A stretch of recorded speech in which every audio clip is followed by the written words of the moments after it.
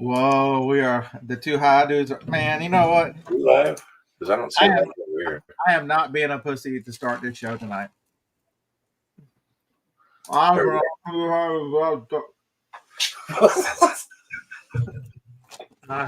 Since Todd's not here with us and it's me and you, Yeah. I'll go ahead and take the second one. In 45 minutes to an hour, I can't be held responsible for anything I tell you. It's on now. I will try to let you know when we cross over from normal beer to, oh my God, I'm high as fuck beer.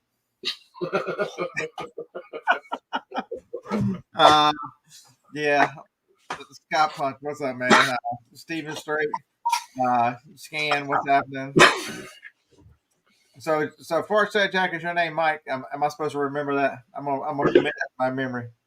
Jeremy, what's happening, man? Hello, Tom.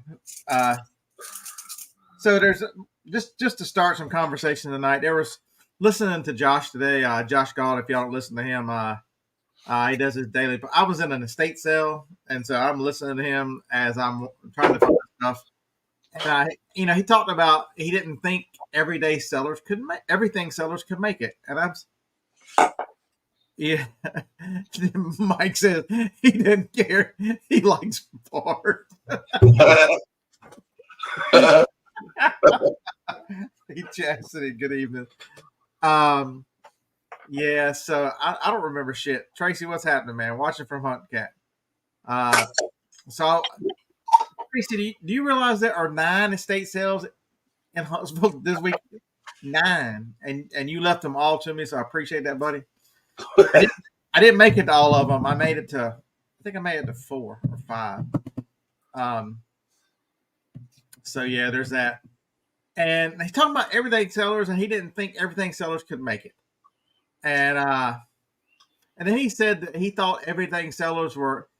He had some weird description of how he thought that they would look up everything, and they didn't have an idea about values. And I thought that was kind of Granny, what's happening, dear? Shit. I got an email from Octo saying not to do this, but man, I enjoyed you actually. So Sunny Las Vegas, you're not following Sunny. Sunny's a nice young man. So you met my buddy Harlan in Vegas. I skipped Vegas this time. Something you said got me thinking last Friday, Sonny. I just want to give you credit. Because they asked you what platforms you sell on, and you said, I tried this one, and this one, but I evaluated after a bit of time, and they were not worth my time. And so I'm the one out here to tell you that you're 100% correct. And slow sales. What's the answer to everybody with slow sales? The answer is, oh my God, you got a cross list. And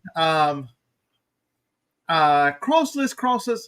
But so understand this: if you are not an expert on some of these platforms, if you don't understand Poshmark and you just throw listings up there, you're going to be bitching that you don't sell anything on cross. You don't sell anything, but I cross listed all my stuff over there. And now you got a bill from the cross listing company. You've got no sales to support it, and you're trying to babysit. So your time is being taken away instead of getting better at doing what you do and really doubling down on your strengths as a reseller, whatever they are.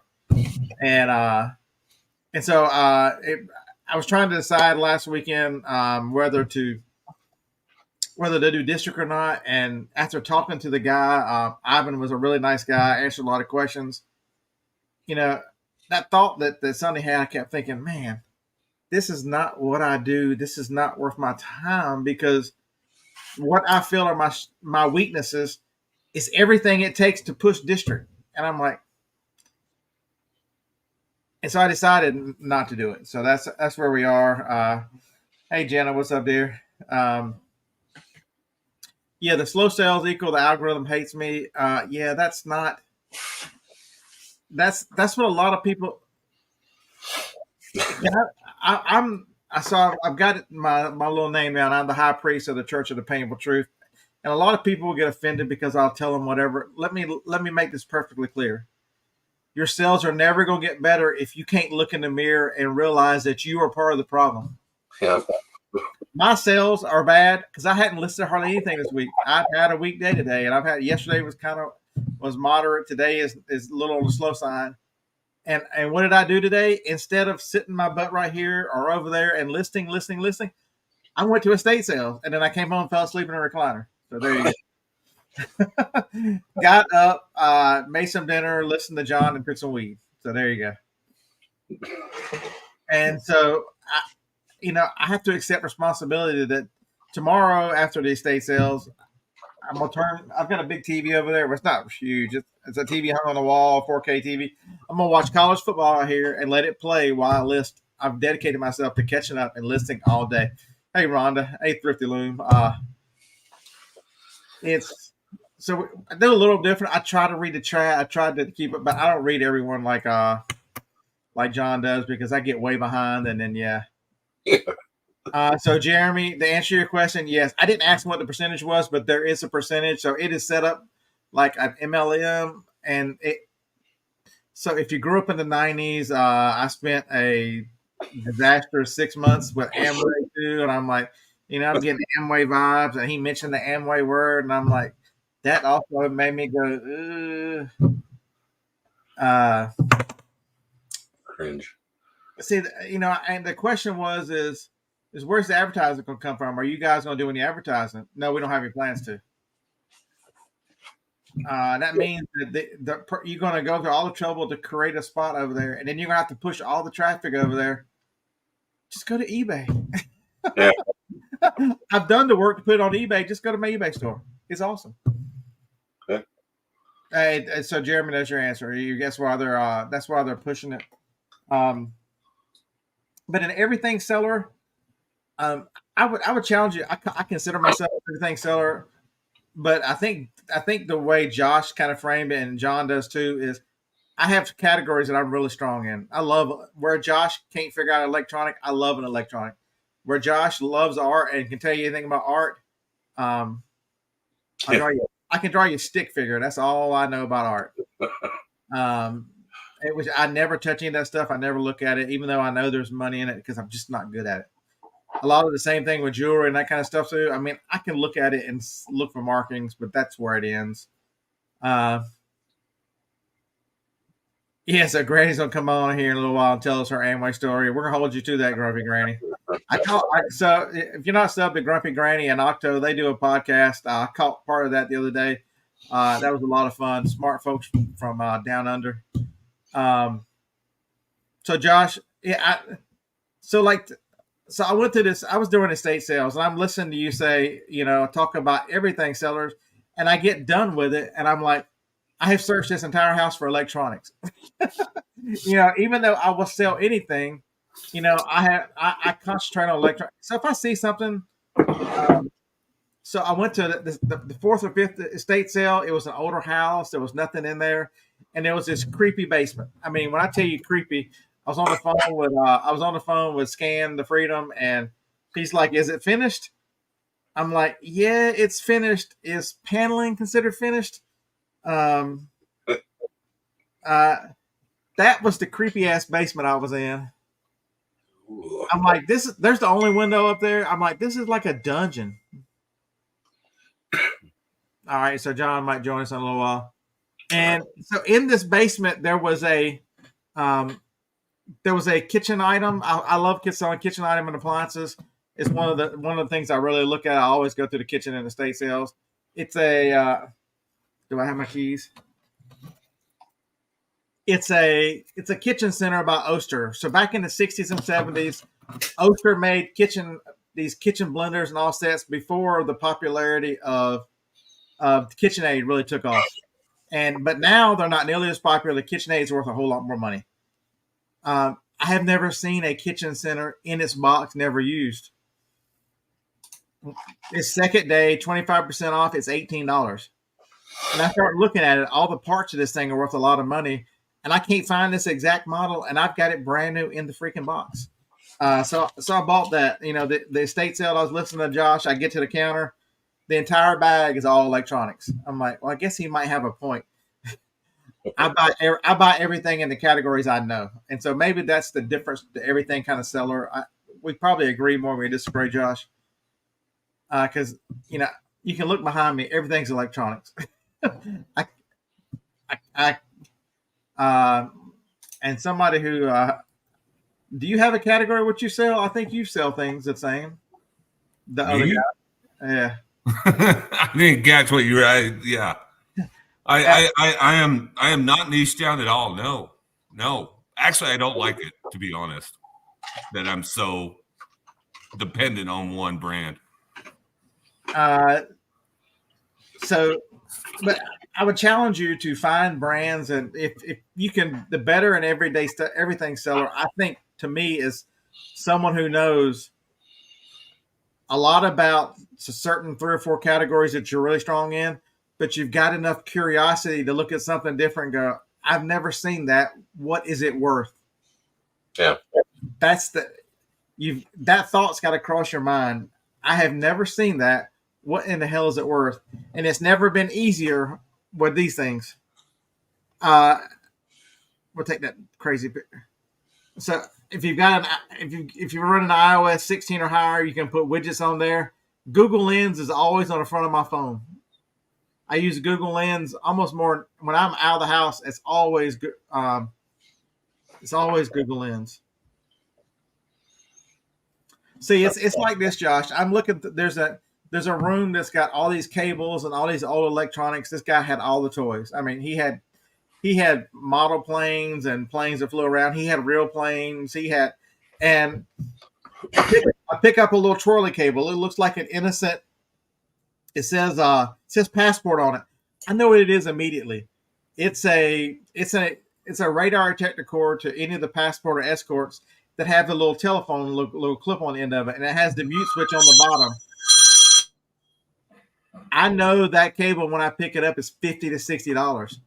It had been. This is the 3rd day of that estate sale. Nobody had a clue what it was. I knew. I'm looking now. I'm starting to look around. Where's the radar detector goes with it? Never found it. So that means somebody probably bought the radar detector and didn't know enough to look for the cable. They don't got a cable. I'd rather just sell the cable. Right. I've got radar detectors in the car that'll test the cable, no problem. But you'll find out if you sell it to someone down the street in a couple days. Yeah, it's that curiosity. But even if you're in a great category, if you're an expert in a category and you don't have that ability to go, I sell kitchen stuff. I've never seen that. You're never going. If that thought doesn't cross your mind, reselling is going to be tough. Even if you are a reseller that does wholesale and can't look at a wholesale catalog and go, what's that worth? That thought has to occur over and over and over in your mind. I mean, until it becomes second nature. I wandered through one. There was some kind of knife sharpener. I never heard of it before, but I recognized the name brand. I forget what it was. They wanted $8 for it. When I looked it up, used it was like $50 or $60. I'm like, I knew that brand. I just didn't know what the hell I had in my hands, but I knew that brand. The electric one, the chef's one. No, I'm trying. The nice thing about, I run by a yard sale on the way to one of these estate sales. There's FootJoy. I'm not a clothing seller, but brand new FootJoy golf shoes in the box for $10. You got to think, why is that still there at 3:00 of a yard sale day? They were Hyperflex shoes. They sell for $110. The entire yard sale was overpriced. He wanted $10 for his golf shoes, brand new in the box. They average $100 a pair, brand new. I don't know why.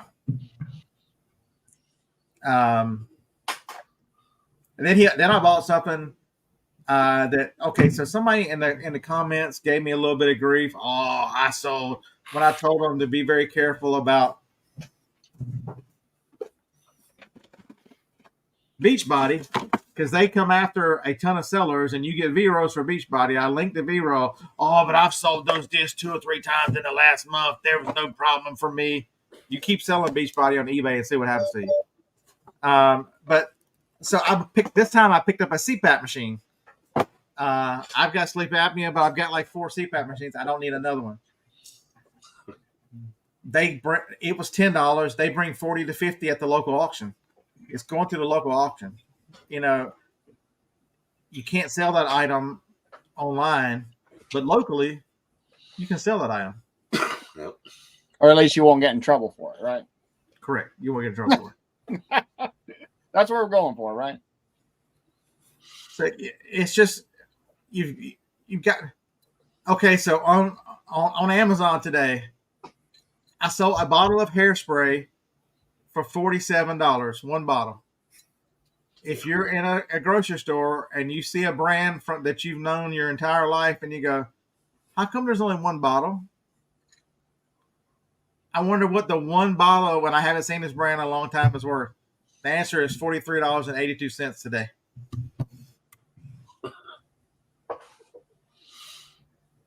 Larry's nickname is Beachbody. Nice.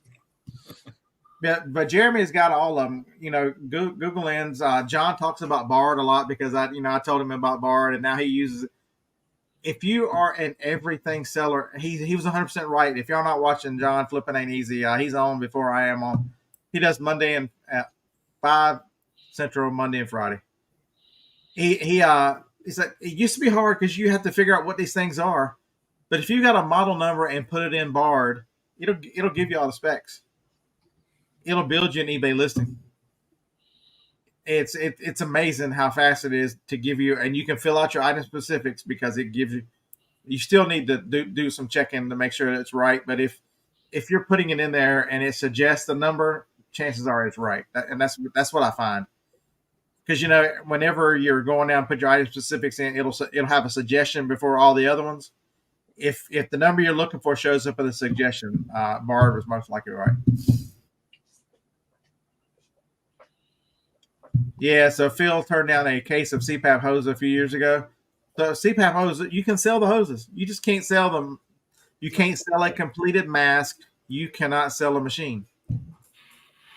You can sell the straps for the mask. You can sell the part that goes on your face without the strap. You can sell the hose. You can sell the pieces. Dawn, what's up, dear? 2 hip chicks. And let's be clear, Dawn. Hello, old Dawn and young Mary. Yes, Martha, Bard, B-A-R-D. So it is Google's answer to Chat GPT. So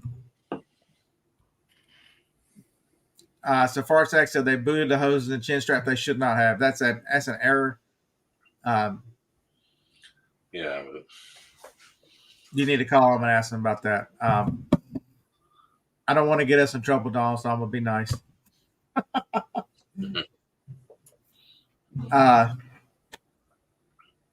But there's so much, and that's the problem I have is everybody is saying their sales are slow, and you look at their stores or hear what they talk about, and all they sell is one item, one category.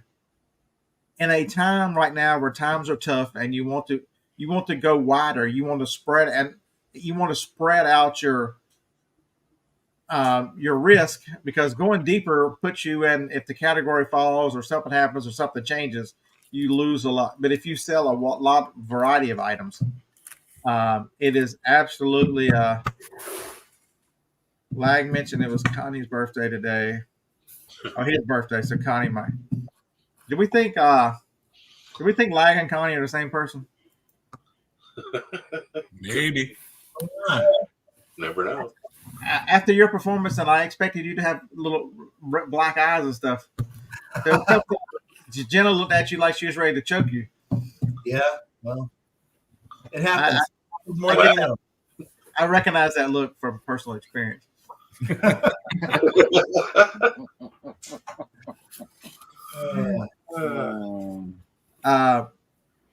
And I think John and I sell very similar. We buy some of the same stuff, but we're open to anything. If there's, I sell at an auction.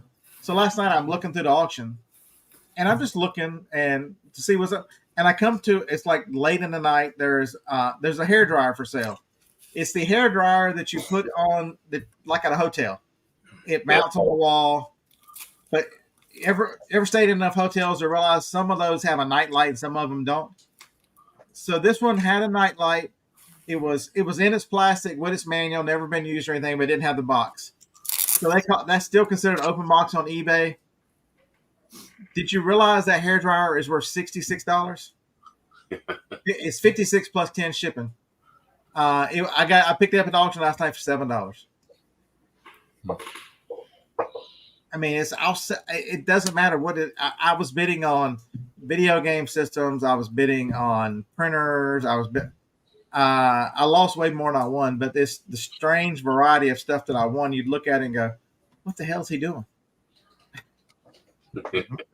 He's sitting here with a phone. I'm telling you, folks, Google Lens. You can bring the auction up on the computer, and Google Lens will pick it up from your computer screen. It's that good. It's fast. Yeah. And it's fast. It's way faster. I think it was what's her name? What's her name from Kansas with the store? She did this big thing about how Amazon's app will find and tell you what something is, and made it out like it's some YouTubers, right? And I'm sitting here thinking, yeah, Google Lens is 10 times faster than Amazon's creation of what something is. Yeah. Definitely getting closer. Yeah. Google has been doing pattern recognition and photo recognition for a lot longer than any of the other ones have. Well, in general, at least the publicly available free ones. And get used to using the Google, because if you depend on eBay, you're like, right, something happened last Saturday. eBay's picture recognition went to shit. It was really good, and all of a sudden, it won't recognize anything. Try it out, but it did not affect Google Lens. Google Lens is still really good. The only thing I don't like is it's very hard to search completed and stuff, because Google Lens likes to open the web base and not the app itself. It opens the web, and then at the bottom it says try the app. I'm like, why didn't you try the app? It's on the phone. What did you do? Mr. Sadie knows a guy that sells willow trees. Uh-oh. I know a guy. As long as it's only a guy, right? Yeah. Exactly. A guy. I think there are 3 of them, right? 3, 4, 5. I only consider 2 of them competition, really. So have you sold anything yet on District? Me? No, John. I have not. We have imported over everything, but like a lot of shoes and stuff, but not yet. Not yet. Yeah, I decided not to do that. It's a couple things. One, it was wanting to support Pete. He's been great to us. Good guy. I'm glad to help whenever I can. And it's one of those things where, with traffic, with recognition, getting it out there, that's going to be the next challenge. I can see, some sales coming out of it. At what level, it's yet to be seen at this point. But you're talking to someone who has stuff on Bonanza, Mercari, Poshmark, and just getting it out there above and beyond eBay, I think, is important. If you're an everything seller, I think it's also very important to do that as well.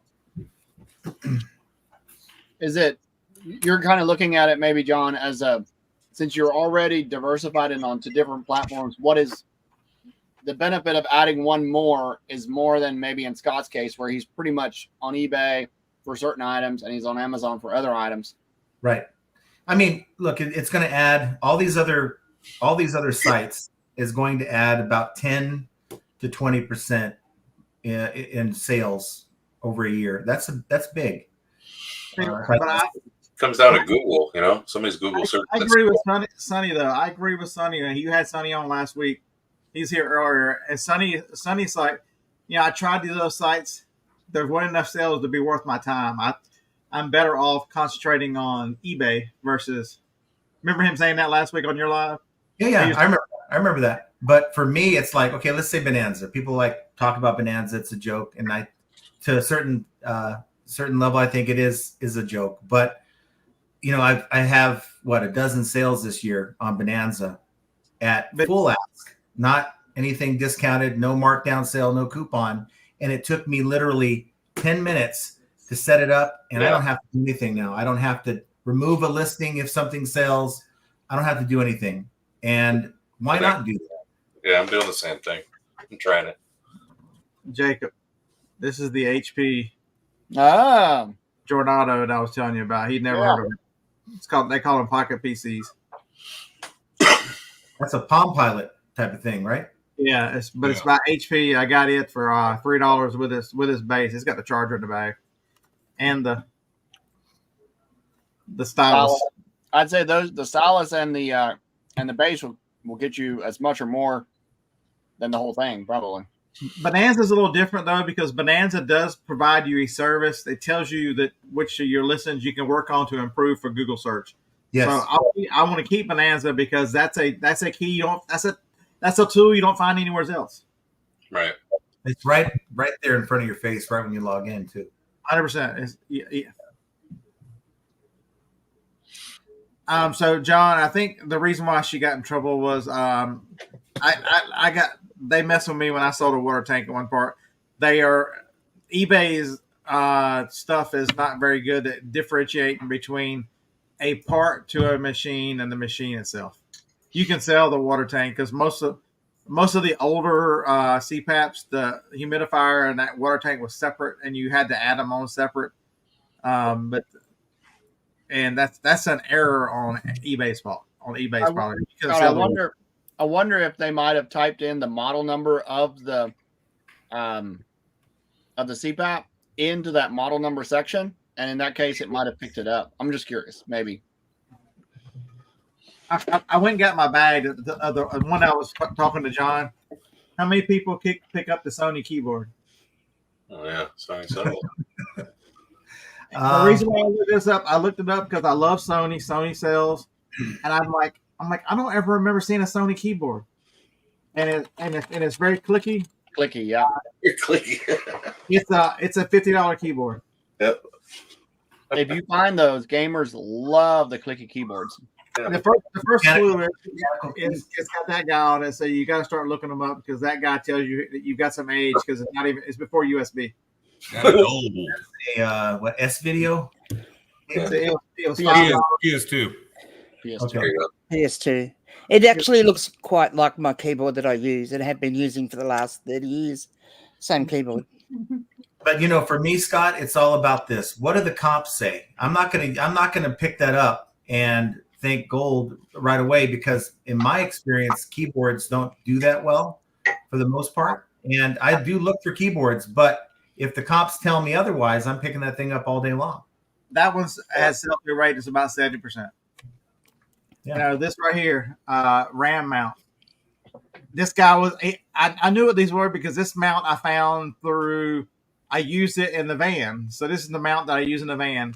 RAM mounts are preferred by pilots because they won't come off the window. It's a brand that's directly, this guy was a pilot. He had his personal plane. So he would have had one of these because, you can use an iPad to do your flight stuff on a small plane. And so this is, if you watch any of the YouTube videos, they'll have their stuff in the window. They all use RAM mounts. This is, if you give it to it for $1, it's worth $30. It's because it's brand new. They never opened it. And the other thing too, in regards to keyboards, is some of the older used gaming keyboards can fetch really high money. I had one I got out of a free pile, and just under $300 is what I sold it for.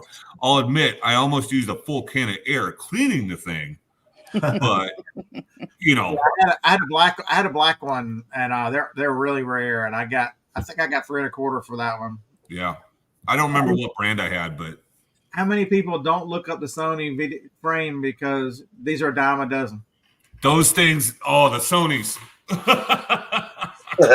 That's $110 on Amazon. It's brand new, never opened. What size is that? 8. 8 Oh, wait until you get a 12 or a 15. Those are, I'm sure you've had it. So I've just got a bag full of that kind of stuff that here's the other one, Jacob. I got two of them. This is the newer of the two. Wow. This one was the one I think it might, because it's got the thing on. I think this one might be able to get Wi-Fi and stuff because I think that's an antenna right there on it. Some of them have cellular too. Yeah, this one was not the Jornado. They moved on to IPAQ, IPAQ. This is the later version. I remember the iPac one because I think I had to use one of those. It had a screen cover case on it. That's it. 10 years ago, we had to use one of those for inventorying. I'm trying to find that. No, there it is. No, not that yet. Well, I thought you boys looked like you needed a little bit of female company. You know, we can't have it just all blokes, you know. Yeah. Well, you're way better than the other grumpy. So would you like to hear my funny Amway story? Let me show them this one thing, and you'll go. So the cable it says passport on it, and it has a mute switch, and it has a telephone.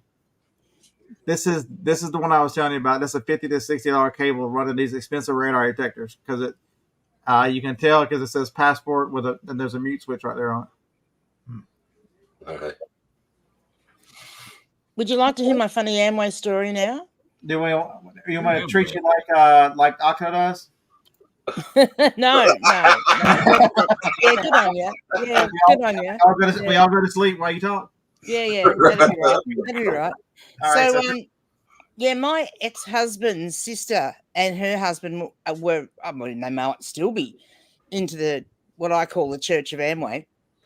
And they'd kept asking us to come. Look, just come to one of the meet things and just come to one thing. And, you know, anyway, this had gone on for about 2 years, I reckon. And in the end, I just said to my ex-husband, he was my husband then, look, let's just go to one and then we can just be done with it, right? So off we go. We tootle off. They came from where they live and up to Donald, where I live, because there was someone here that was, up there, they're higher up, so that they were doing this whole big introduction, like getting all these new people in. So we get there and they've got this big open room in the house and everything, and we're sitting there and they start talking and, like someone might say to you, what are your goals? Oh, I want to get a new car. But they didn't say that. They would say, what are your goals? Oh, I want to get a silver Eldorado Camry with, blue upholstery and, like everything that when they answered the questions, it was like, hallelujah, hallelujah, Anyway, I was sitting there and all of a sudden power went out. and we're nudging each other thinking, oh, this is great. We're going to get out of the rest of this now. Well, I have never seen so many candles materialize in all my life. They finished up with this room full of candles. There's about 20 people there. Well, I swear to God, I really did think I was in the Church of Amway then. They ready to do a seance? Oh, that's what it felt like. Yeah, unbelievable. Needless to say, we never joined Amway. Yeah. But we used to go down, they lived in Melbourne, which is capital city, and we used to go down there for a weekend every now and again, and like you'd walk into the bathroom and there'd be post-it notes all around the mirror in the bathroom with all these little sayings on it, like to remind them to, do this or do that, or, life is wonderful. Remember to put a smile on your face, yeah. Positive affirmations everywhere, even on the toilet, back of the toilet door. Wyatt said he needs a translator. Power went out and an Amway meeting scared the shit out of her. There you go.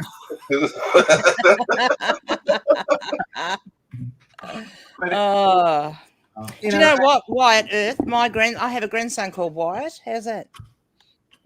So I think too, John. I think you nailed on something right at the very end of your show that so many people need to hear. They come on the YouTube, they're looking for answers, and they think either whoever the personality they like to listen to is going to have the answer for them.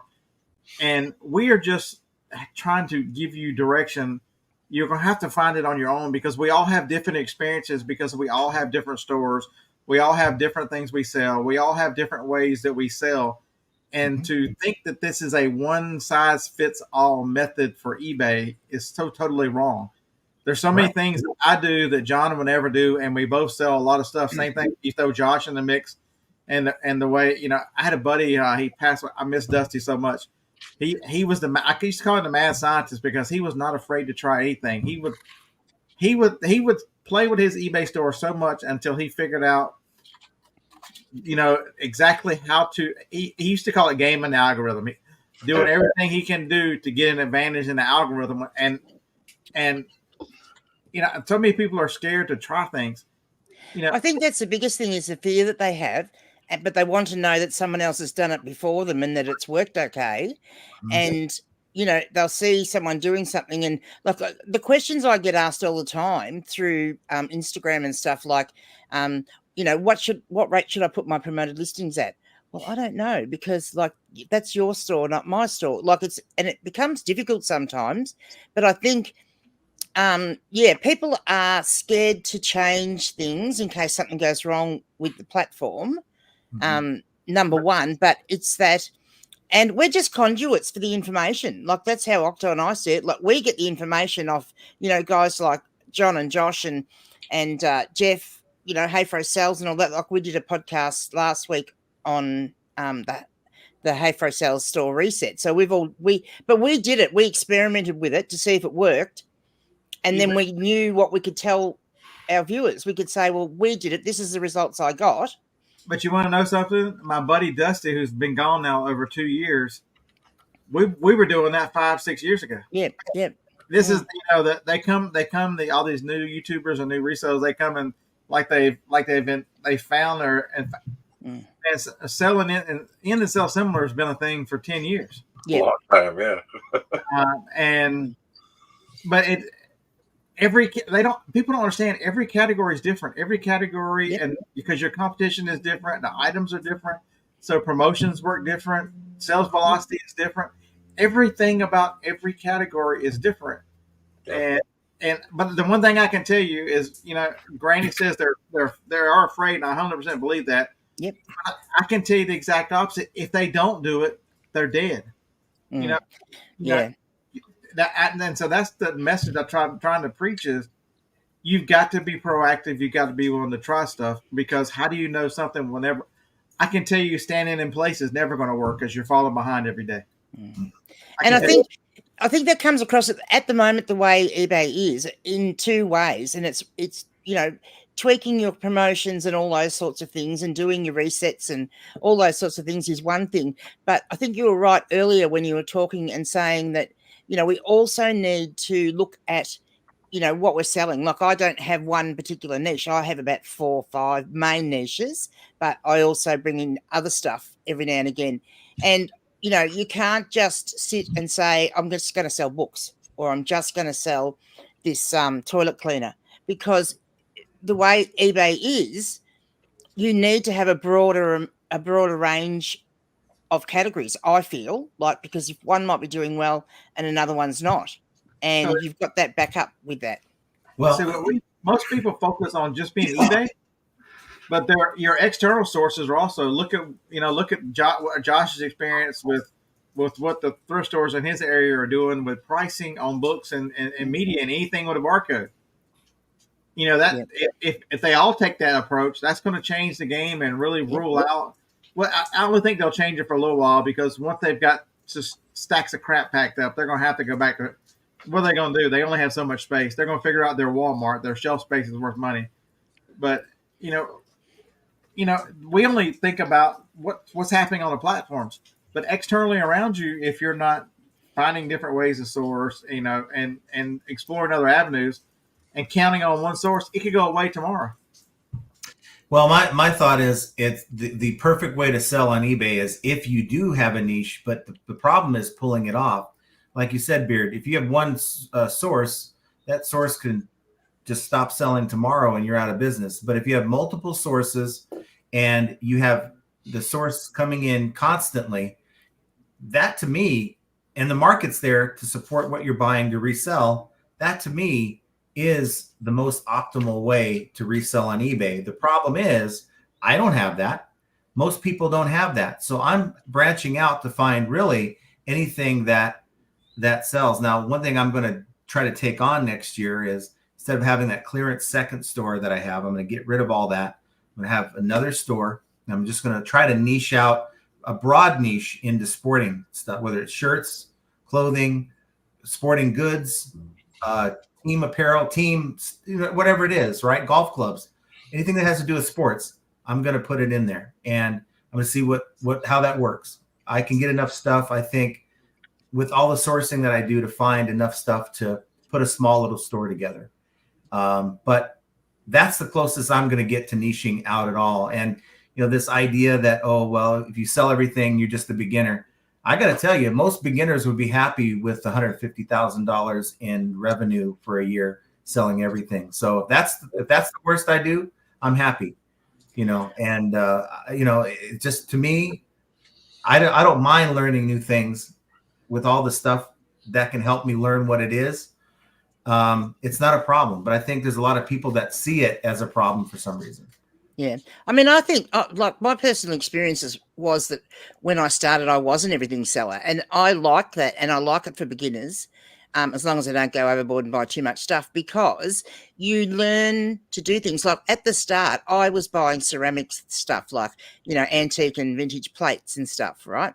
Mm-hmm. And I love them. I like collecting them for myself. And I thought, I know this category, that's great and everything. And, but after I had a really heavy day of postage and packaging and left the 2 ceramic plates and the big giant size 50s piggy bank and left them to last to package, and had to double box them and whatnot. And I just thought, I don't want to do this anymore. I want to just get something and stick it in a bubble mailer and send it. And so then I looked at, okay, well, what have I got that I sell that will fit in those bubble mailers? So I have 3 sizes of bubble mailers and everything that fits in those. The only other thing I have are a flat pack box that'll fit a cap, like a baseball cap in, because I do sell a few baseball caps. But yeah, so yeah, and that's I feel like if you start off selling everything, you learn what you want to sell. Or like I would have happily sold the plates, I just didn't want to pack them and post, to post.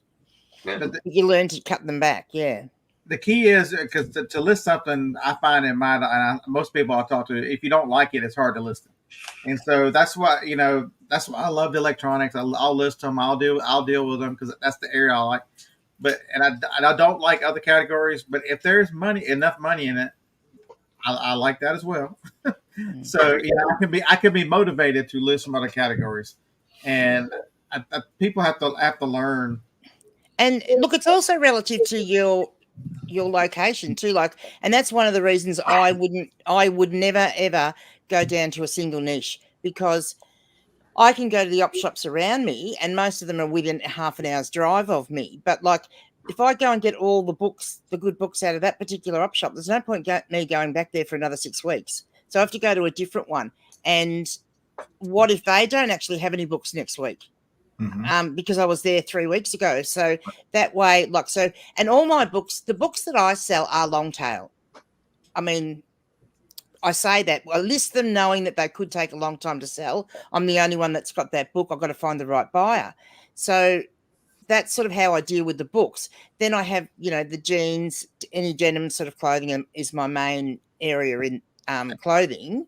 But things like vintage leather belts and vintage leather handbags, they sell particularly well. But I can't get enough supply of those in my local area, or even driving 2 hours away from where I live. I can't get enough continuous supply of those things. Right. So the best way for me to do it is to have, those various categories so that I can, have one going up every day type thing as much as possible.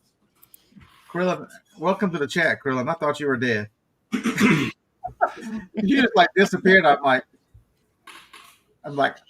I thought maybe they got you with the, because you live in the heart of Elo Gotham. So Rain, so nobody pays. So she's got a question. And if you got any questions, put them in the chat. You've got me and 5 experts. So and I'll give you my 2 cents, which is probably worth about half of what it. I can answer that if you want. It makes no difference. The name of your store makes no difference. They're buying the item. I know we like to think everything's cute and whatever, but they're buying the item. If you've got followers, it doesn't change. The same thing on Amazon. If you decide to change your name on Amazon, the links. So if I know if I have the old link, it goes to your store no matter what you call it. Yeah. So I did the same. Yeah, because I changed mine a while ago, and didn't seem to make any difference whatsoever. So stores are, unless you are so niche down and sell just like all photography stuff or all a certain brand of whatever, the stores are, people will look through your stores every now and then. That used to be a thing. I don't think that's a thing anymore. I don't think many people will, especially these larger stores that are, mine's not large. I keep 600 or 700 items on there, but it's much harder to look through these stores. So, maybe categories are more important than the whole store itself because they were looking in a category to begin with. I think Wyatt's quite right there too in his comment that he says he prefers buyers over followers. Like, that's the thing, isn't it? You can have followers, and I've got people that follow me because I'm Grumpy Granny. That's great, thank you very much, but they don't buy much. Okay, so Josh Graff is 100% correct on that. It's nice to see you here tonight, Josh. True. Hello, Josh. An offensive name could hurt, so I agree with that. If you've got something that, if you've got something that's political of nature or offensive in any other way, you might think you're being funny or whatever, but you've got to take into realization that there are only so many buyers out there, and you can, I don't care what your political, really in life and everything. I don't care what your political persuasion is. I don't care any of your personal stuff. If you're buying electronics, you're buying electronics. I'm gonna treat you as kind as I can be and help you out in any way. And that's the way it should be. And you're free to believe and do whatever you like. Whether I agree with it or not, it doesn't matter. At the end of the day, it doesn't matter. You need a customer. So mine's just straight bearded picker. I'm bearded picker everywhere. So a lot of people want to hide their accounts from others, and so like for Josh Galt's case, he's gotten a ton of hate, so I wouldn't broadcast mine. But I say enough offensive stuff, nobody cares. What's up with that? I must not be on the edge enough. Well, I used to try to not talk about my store on my channel for the longest time because I didn't want my traffic to get skewed with just people who are looky-loos trying to see what I'm doing. But after some amount of time, you have to understand that when you're on YouTube, you have to show some credibility that you're not some guy who's making $100 a month on YouTube, trying to tell people how to make $10,000 a month, And so I didn't want to be one of those channels either, John. That so crazy sells to their viewers. I didn't want to be. I'm not that pushy person anyway. That's one of the reasons why I'm not doing district. I'm not that outgoing person, so I don't push things to the audience anyway, like a lot of channels do. So that kind of turns me off. So yeah. But to me, it's just about credibility. If someone's going to take my advice about something, I better be doing some decent sales. Otherwise.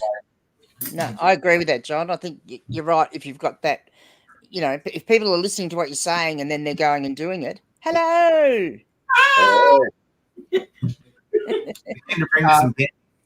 I saw that. I wanted to reach down and.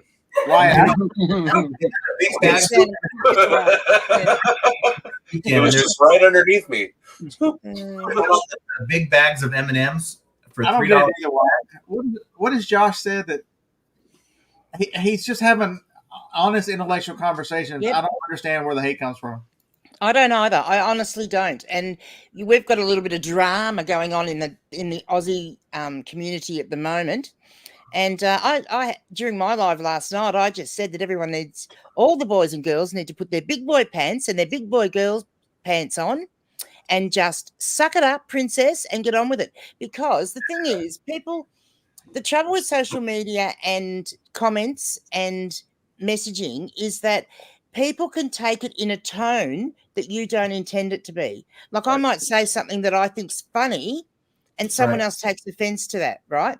And so, but the thing being, if those same people, if we were in a room at a reseller mix and having a conversation with each other, and I said exactly the same thing, because they were in my presence, they would actually get the tone which I intended it with, and they would see it was funny, not that, or I would have been able to see that they took it wrong, and I would have been saying, "Oh, look, I didn't mean to offend you. I thought I was being funny." Like, you don't get that when you're doing the social media and the comment thing. And I just think people need to sort of back down a little bit and think about, well, if I was having that conversation in person, what would I say? How would I take it? And rather than, yeah. So my daughter's got she's on a little bit of Asperger's, and one of the things that she takes everything very literally. Right. So we had a lot of trouble with her in her teen years when people would make sarcastic comments and think they're being funny, because we had to teach her the difference. And so I used to do like an eye roll thing. If I said something sarcastic or someone in the room did, I would go, so that she, without me actually having to say things out loud and make a big deal of it, she would then understand it. And but yeah, I just think that's one of the things. And I think sometimes people take, if you have a differing opinion, which is, I think this is perhaps what's happened in our community, if you have a differing opinion, they take that as a personal affront because you don't agree with what they say. And that's wrong, because again, if we were actually having that conversation in person, it's okay. We're all adults. We've all got our big girl panties on and our big boy panties on, and that's okay for us to have a disagreement. I can agree to disagree with you. Like, it doesn't matter. Yeah. These big girl panties don't start selling, I might have to wear them. That was a little bit of a rant, wasn't it? I get very cross.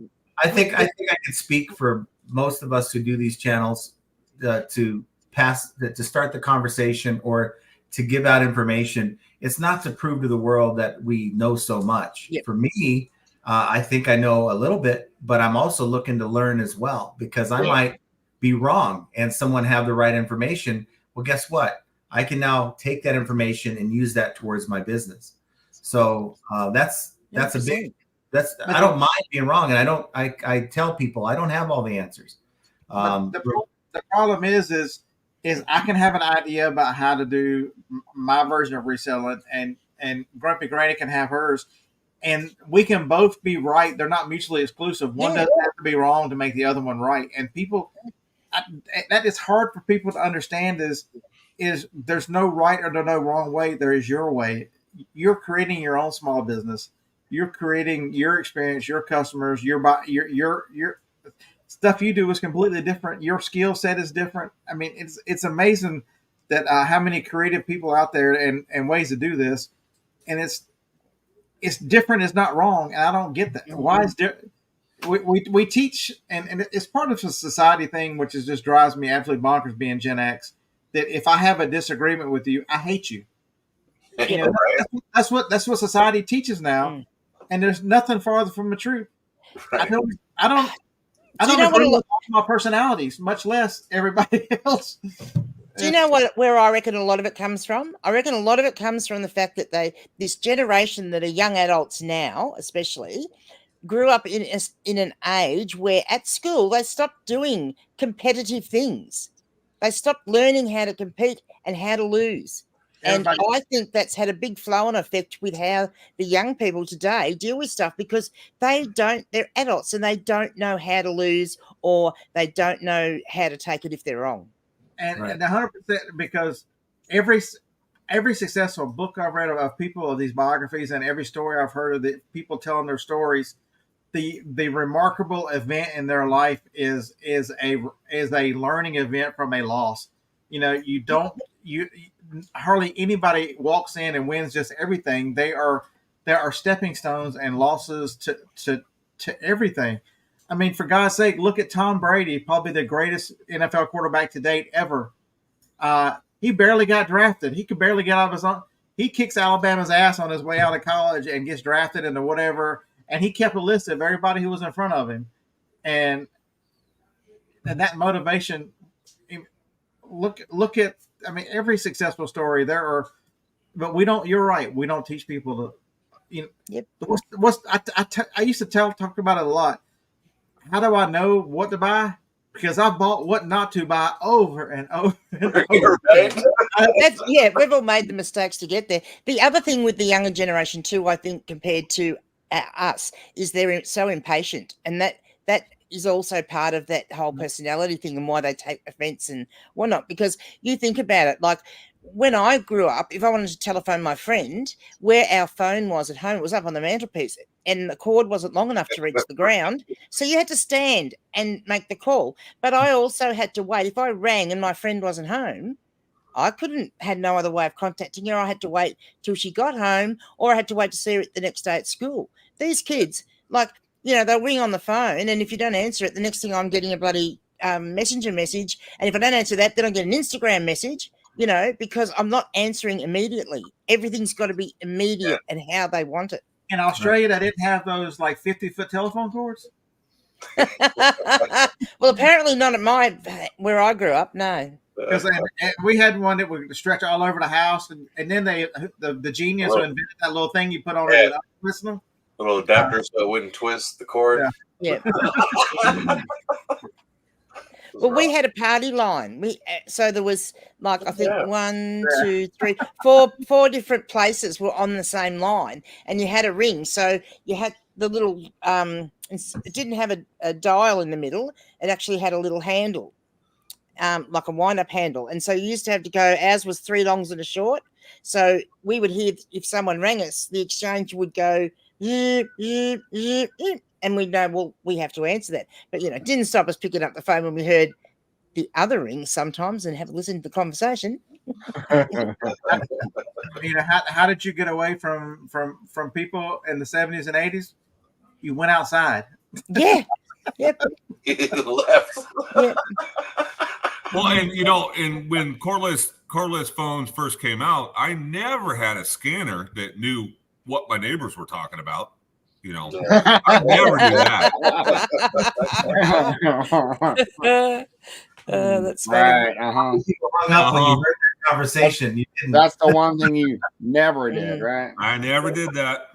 So I think maybe some of us need to start talking more about and showing, because YouTubers, we want to show you the great stuff we find because we find it very interesting, and we need to show the raspberries and the whatever the rotten tomatoes. We need to start showing those more often and let people know you're not alone in this. I think it would take a concerted effort because there's so many of those. People think that you're going to go to yard sales and find holy grails at every single yard sale because if you watch YouTube videos, you think there's a holy grail at every yard sale. But there is. I've seen it. I found one in a year. I've hardly done any thrifting videos, and I've actually got 2 GoPro cameras, and I have to start because I keep getting asked, will I take the cameras with me? It's such a pain. Like, it takes twice as long to go and do what you want to do. But anyway, next Friday I'm off to meet a couple of the other Aussie reseller YouTubers that are in a much bigger town. Which is about 3 hours drive for me. So I'm off to meet them to have the day. So we're all going to have our cameras out and filming each other. So that'll be a bit of fun. Nice. Is it hot there now? Today's fairly mild. Like I think it's it's going to get to about 28. I'm not sure what that is in Fahrenheit. But yeah, it's going to get warm later on in the day. But yeah, not hot. Yeah, summer's just starting, right? Yeah. So Better Barbie said if Amazon delivers 6 packages for 6 different people to a gated dirt road across the street in our rural area, we reported an hour ago and they said, go get the packages and keep them. Yeah, I was going to ask about that. You wonder what happens to your inventory. Stuff gets lost on Amazon and. Yeah. Well, Yeah. and then the other question too is, or I have a question, Better Barbie, did they take down any tracking numbers? I'm assuming they didn't. There's no way they did. So they're just, fuck it. Thank you, Thrifty Loon. I do have a bit of an accent. Crikey, mate. Who was it last week? Wanted me to say crikey, mate. Crikey, mate. Granny, Mm, 82 Fahrenheit is not hot. not hot. 82? So maybe they will Yeah. do something. Yeah. That's good to hear. At least they will do something about it, maybe. So Yeah, she said it's a nice mild day.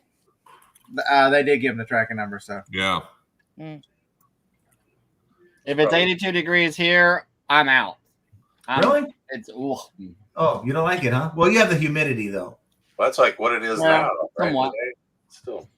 Yeah, see where I live is quite dry. I live in a mainly cropping area, grain area. And it's actually harvest has started, and I live on the main road, and it's a bloody pain in the ass. Like you've really got to be careful. And I usually back into my driveway, so it makes it easier when I leave. And also because usually I've got a boot full of shit that I have to unpack. So and that's a real shit show, isn't it, John? But I can't back in because I can't actually do the circle, turn around and back in at the moment because there are so many grain trucks on the road. so Source Force, yeah, I would challenge you to get good enough that you can find stuff at the end of the sale. I went today, 25% off. There were no lines. I just showed up. I bought stuff at every one. I went to 5 or 6. But I bought a lot. You see the electronic stuff I bought at one. At another one, they had a wall of books. So I ended up buying, I think, 19 books. In that one, they had a knife sharpener. I'm going back there tomorrow to pick up the VCR at half price and the 2 Blu-ray players at half price. There's stuff at different levels, whether it's first day or last day, and I challenge you, buy what other people don't buy. That's the key. You walk in and you're not. It doesn't matter. I bought the kitchen thing. How many resellers walk by the new M-Box kitchen center? I'm gonna ask $200 for it and see what happens. Here's the challenge, though, Beard. When you're at yard sales and you're an everything seller, how much time do you spend investigating new items versus time's wasting? It's time to get to the next yard sale. I try to carry over my learnings from Amazon, which my old philosophy, and Dave will tell you, it's just absolutely beautiful, is 8 to 10 items new per yard sale. So if I look around and I'm like, I wonder what that's worth, with the lens and with the phone and whatever, I'll try real quick. Folks, you can speak into your phone on the eBay app and it'll look it up for you. You don't have to type it in. I carry the barcode reader now just because it just makes it so much simpler to deal with barcodes, especially if it's new in package. I try to look up most new in package stuff just because it can do it so quickly. But I really think, even if it's just 5 and I'm in a hurry, a lot of it too, I almost go exclusively with Harlan. So also if Harlan is finding good stuff or he's getting stuff, I'll continue to look up stuff to keep myself busy, to occupy my time. So I'll keep learning. And it's also, folks, people go, how can 2 people go to yard sales together? There's not enough. I'm telling you, just watching what Harlan learned, we learn from each other what the other one buys. You guys share too. You share back and forth, so you cover twice as much, just faster. I know what he likes to buy. He knows what I like to buy. So I'll tell him, hey, that's over there. It's right up your alley. Or he'll say the same thing. It's everybody. We have a good time. We're really good friends, and it's so much more fun with going with somebody. There's enough stuff out there, folks. I promise you, there's Plenty. Yeah, no, I mean, there's a buddy that lives up the way, and we finally went to a community garage sale together. I said, hey, you want to go? I'll drive. Let's do it. He's like, sure. And he's more of a clothing seller. He really knows the high-end outdoor clothing that are from my area. And he scored a bunch on this month or 2 ago. But he also looked at me like I was stupid when I was buying used Barbies for $1. And we get back to the truck. I said, that's $80. Yeah. That one's rare. It doesn't matter how much of the, it's got the wrong shoes. $40, worst case scenario. And yeah, I sold it within 2 months. See, the problem is you're tired of waiting in line for estate sales and overpriced. Well, then they're not going to change. So you need to change. You know they're going to put half price. Yeah, especially some of them are easy. If you know the ones that have got the hula hair and the real long hair, if you ever see those, the hair is worth $30. So I found this the other day. Anybody know what this is? Elvis? No, what's that? No. Oh, Should that guy. I had no idea what it was, but it felt quality. Like the figure felt quality. Hold it up. And so, y'all don't miss that. Don't miss that through her accent. You through in today's area of Chinese stuff, you can eliminate a lot of things just by feeling what quality is. And hey, that's well built. What is it? He just looked it up on the phone. Yeah. It's Robbie Rotten. I had no idea what it was. Robbie Rotten, and apparently he's quite collectible. And there's no others listed on eBay Australia. So, Yep. I mean, but you that's another way to learn. How do you game the system a little bit? Understand what quality is. I'm looking for another filing cabinet, but I don't want one of these cheap ones. So I know what a Han and that class of filing cabinets feels like. So you can just open the drawer. If it feels like the drawer is about to bend in your hand, you keep walking. I went to an op shop last week. A nice little honey hole I have, and they were having a bag sale. And so it was $5 for a bag of clothes, right? So if you have a look over there where that red jumper is, underneath that is my shopping trolley. It's one of those old lady shopping carts, right? They let me use that for my bag. So, and I roll stuff and I scrunch it all in. So in the end, I got, I had 53 items of clothing. And then I thought, I'll just have a wander around the store. Like, it's a huge place and they have all different things, And I was wandering around and I thought, I wonder if they've got any swizzle sticks because I need some swizzle sticks. So I went and I found some swizzle sticks. And then I looked and I saw all this cutlery and stuff. And I thought, well, let's just see. So I went and I've pulled out, basically, I've got this bag here. It's as heavy as all shit. This bag here. And it's full of, the Japanese era of cutlery and, silver stuff and, things like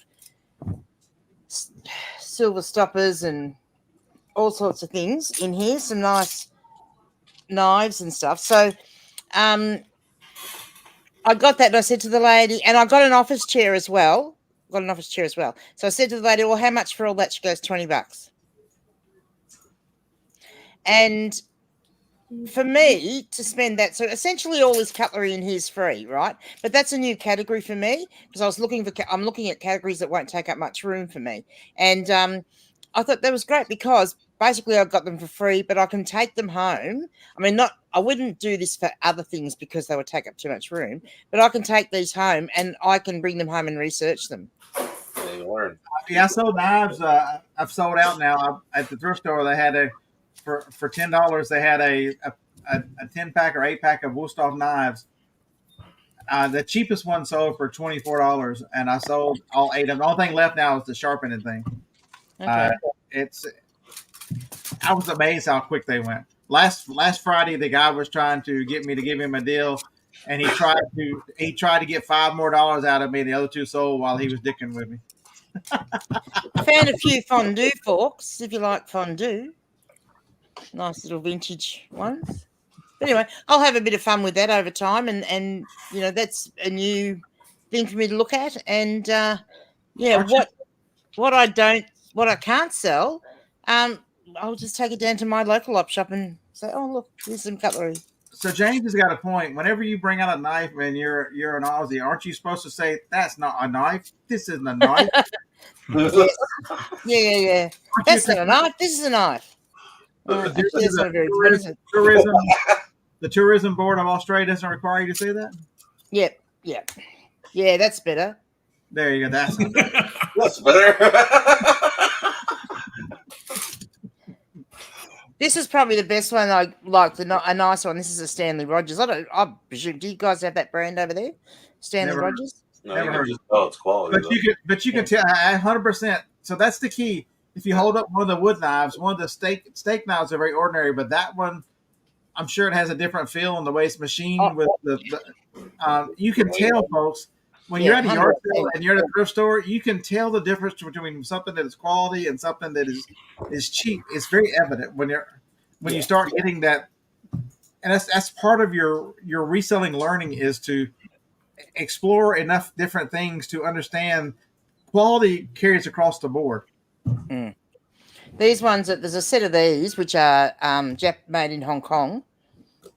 And then you start learning that nothing has been made in Hong Kong in how many years, and so anything that's made in Hong Kong, anything that's made in Japan, deserves a little more we're looking at, because these places have not made these type of items in so long. You start learning. And anything, knives and stuff made in Sheffield, England too. They had a big industry over there. So this is a Richardson Sheffield one. But I mean, again, look at, I mean, I don't know whether you can see the detail of it, but on the handle, like just even the way that's been. It looks very similar to Cutco. It looks very similar to Cutco. And it's got the weight in it. Yeah, well, it probably is too. Yeah, because I've never ever seen. I don't think we have Cutco over here. But yeah. So, does anybody know anything about corkscrew thingies? Like. So the one interesting thing I found, and I finished up with 2 of these. When I was going through them, like, I mean, I've had a few of these over the years. These 2 that I've got are as heavy as all get up. Like they're, I'm going to say, double the weight of the other ones. But the other interesting thing is that both of them were made in Italy. Shouldn't we say? I feel Akko would say right now that we know you've worn a couple of those out, Granny. Probably, yeah, probably. So yeah, well, it's a bit like it, isn't it? There's a lot of that. There's a lot of that fine drinkware that's made in Italy, though, and it's worth.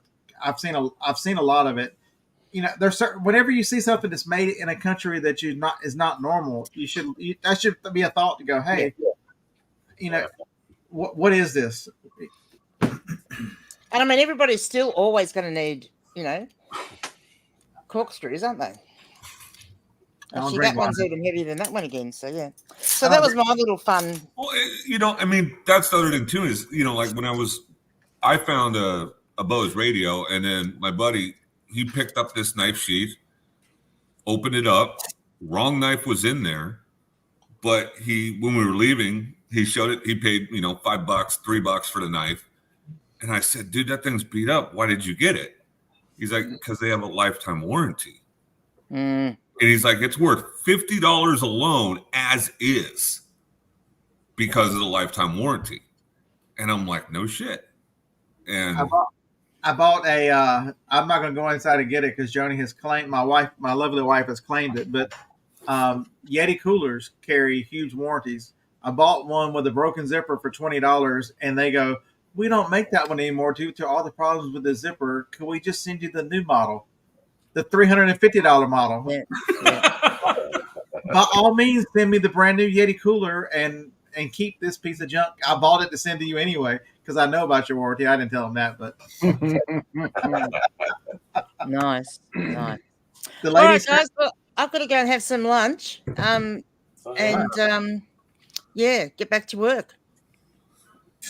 Because I have to get stacks of stuff listed because tomorrow night our 30% off fees ends. Anything we get listed up till the 19th, including the 19th, they've got a promotion at the moment which is 30% off fees. Hence why I'm not doing the store reset.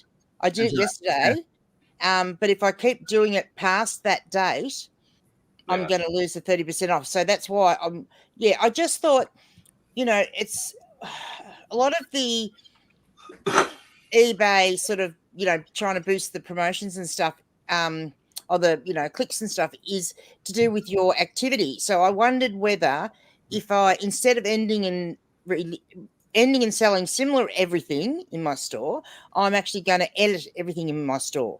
And so I'm doing that 200 at a time, reducing the price by 1%.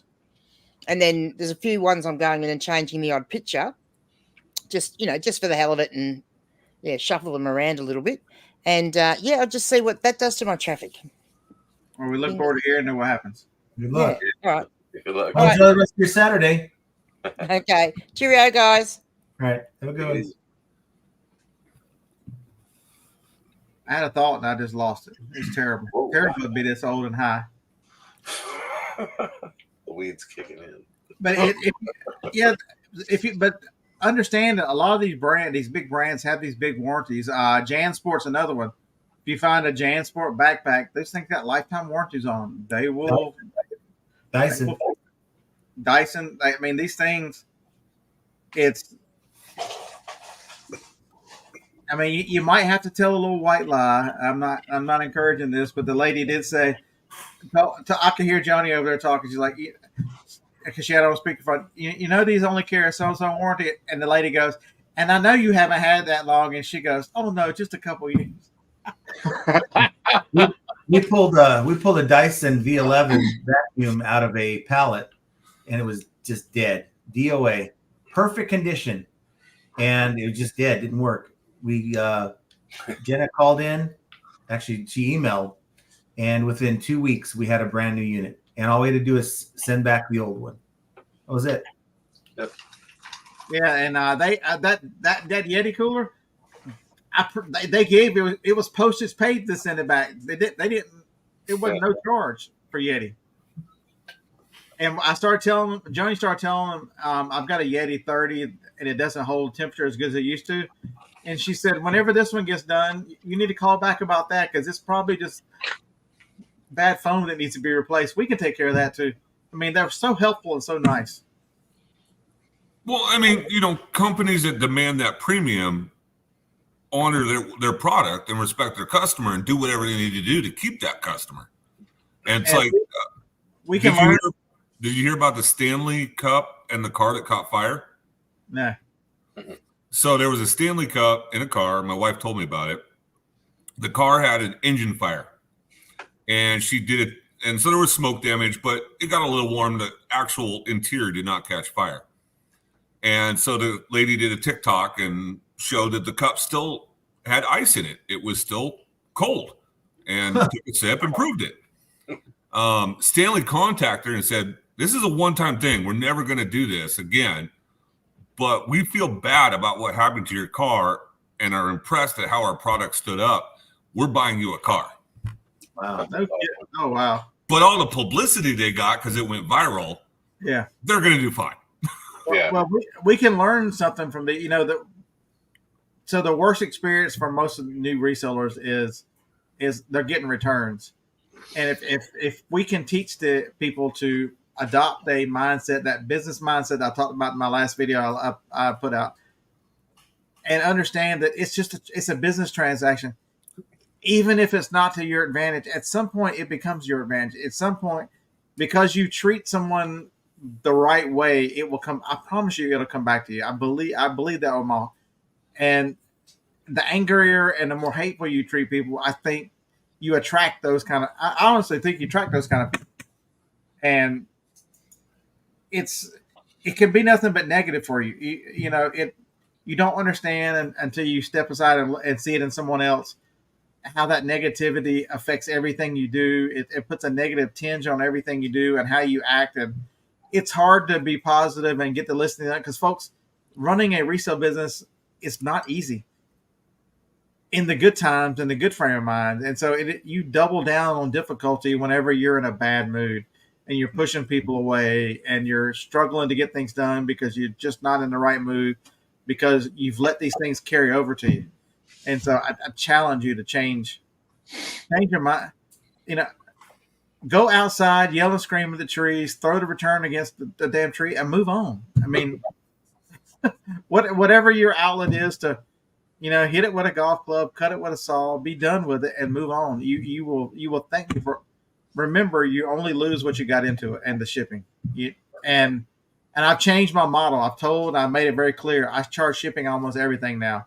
Because of the higher rates of returns and my shipping's enough to where I'll come close to breaking even at some point. I mean, I don't gouge, but so I lose the cost of the box or whatever, but it's close enough to where it makes it a much more tolerable experience. If I can just uncheck the little box and say, return shipping is not being refunded.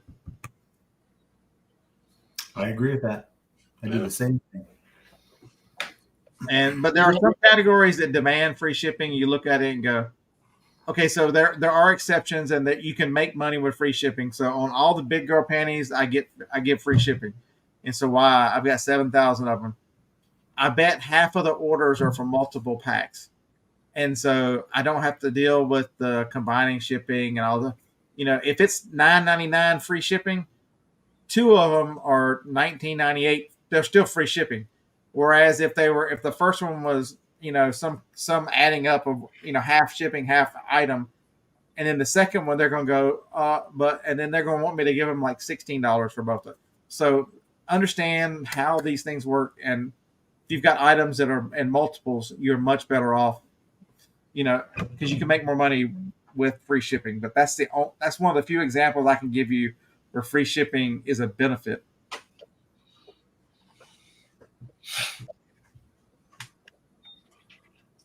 Well, I think it's, you win some, you lose some. It goes both ways. I have a return right now that one of my returns is item not as inaccurate website description. And she says, I didn't know it was blah, blah, blah college team. It's in the title. The picture shows it. Okay, great. Thanks. But, then today, I had a listing for a single and a double. And double was a significant discount, about $3 or $4 less combined. But someone bought 2 singles. Move on with my life. Wyatt, how much have you been drinking, Wyatt, to say no one's complaining about returns? You obviously don't read chat comments or chats or anything else.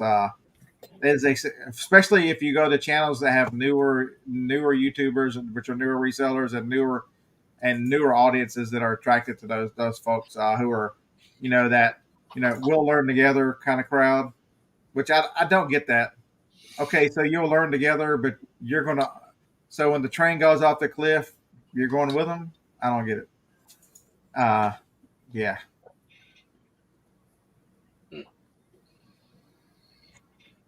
No, it's Ron. I wholeheartedly believe that. So Ron is saying that we've been talking about this off with all the negativity that's directed towards the platform and stuff, folks. That you can't do anything about that part. That's why I keep saying fix what you can fix. You can understand. You can get more in depth in eBay and understand what the ROAS is and how to be effective with your ad spend and understand what spending the dollar does. And whether having a high ROAS or a low one is good. And I would challenge you that you need to understand enough to go, wait a minute. I need to spend less on my promotions in order to make this number look better. But if I spend more on those promotions and this number goes down, I'm going to sell more items. You need to understand the correlation and what these things mean and how to take advantage of them. Because eBay is going to become Amazon-ish. It's going to be more technical. You're going to have to understand advertising. You're going to have to understand sell-through. I mean, it's not just throw it up on eBay and I've got 10,000 items. They're going to sell. Those days are gone, folks. Go listen to. You want proof of it? James has got 50,000 something listings, and he is constantly now starting to talk about he's changing some of the things he does because he has got to, because the platform is not going back in order to. He's been full time for 22 years or whatever it is. There's a reason why he's not done it the same for 22 years. The abrupt change this year is a little difficult to take, and he has struggled with that. But he is overhauling some of the things he's done. He's changing some of the things. If you want to keep selling, you've got to change. So JR, welcome, Jane. Hey Robert, what's up, man? Yeah, Better Barbie. There's a handful of folks that I can recommend that are doing serious talk about reselling and and the way it should be. I can tell you things that I buy, and those are fun videos to make, and everybody goes, "Oh wow, I didn't know." You get a lot of praise for those kind of videos, but it's the old adage: do you give them a fish, or do you teach them to fish? And I made a decision long ago that I was not a YouTuber first. I was a reseller first, and so the reseller in me has to teach you how to resell, not to play the oh my god, look what I found. I can do those videos. I'll make some this winter just because I've got some of that footage stored up. But because I think there's a place for all of it. But there's there's Josh, there's John. I'm looking forward to you guys' podcast tomorrow. Evidently, he asked you some pretty heavy questions, so looking forward to that. Well, just put me on the spot on a number of questions, so it led to good conversation. So I think that's the good thing about the podcast is it leads to conversation that a lot of resellers would have. Let's say you're on eBay Island, is what I call it. You do this by yourself in your home or you're in your garage, and you don't have anyone to talk about. We bring up a lot of those discussions that you would have if you had someone to talk about. Yeah. That's so who did it 99? Welcome. It's the first time I've seen you here tonight. That's an incredible question that most people are not prepared to ask. Does cross listing really add 10 to 20% of your sales? Because you would have sold some of those on a platform of your own. People will tell you, "Oh, I got an additional sales," only because it sold first on another platform. I would challenge you.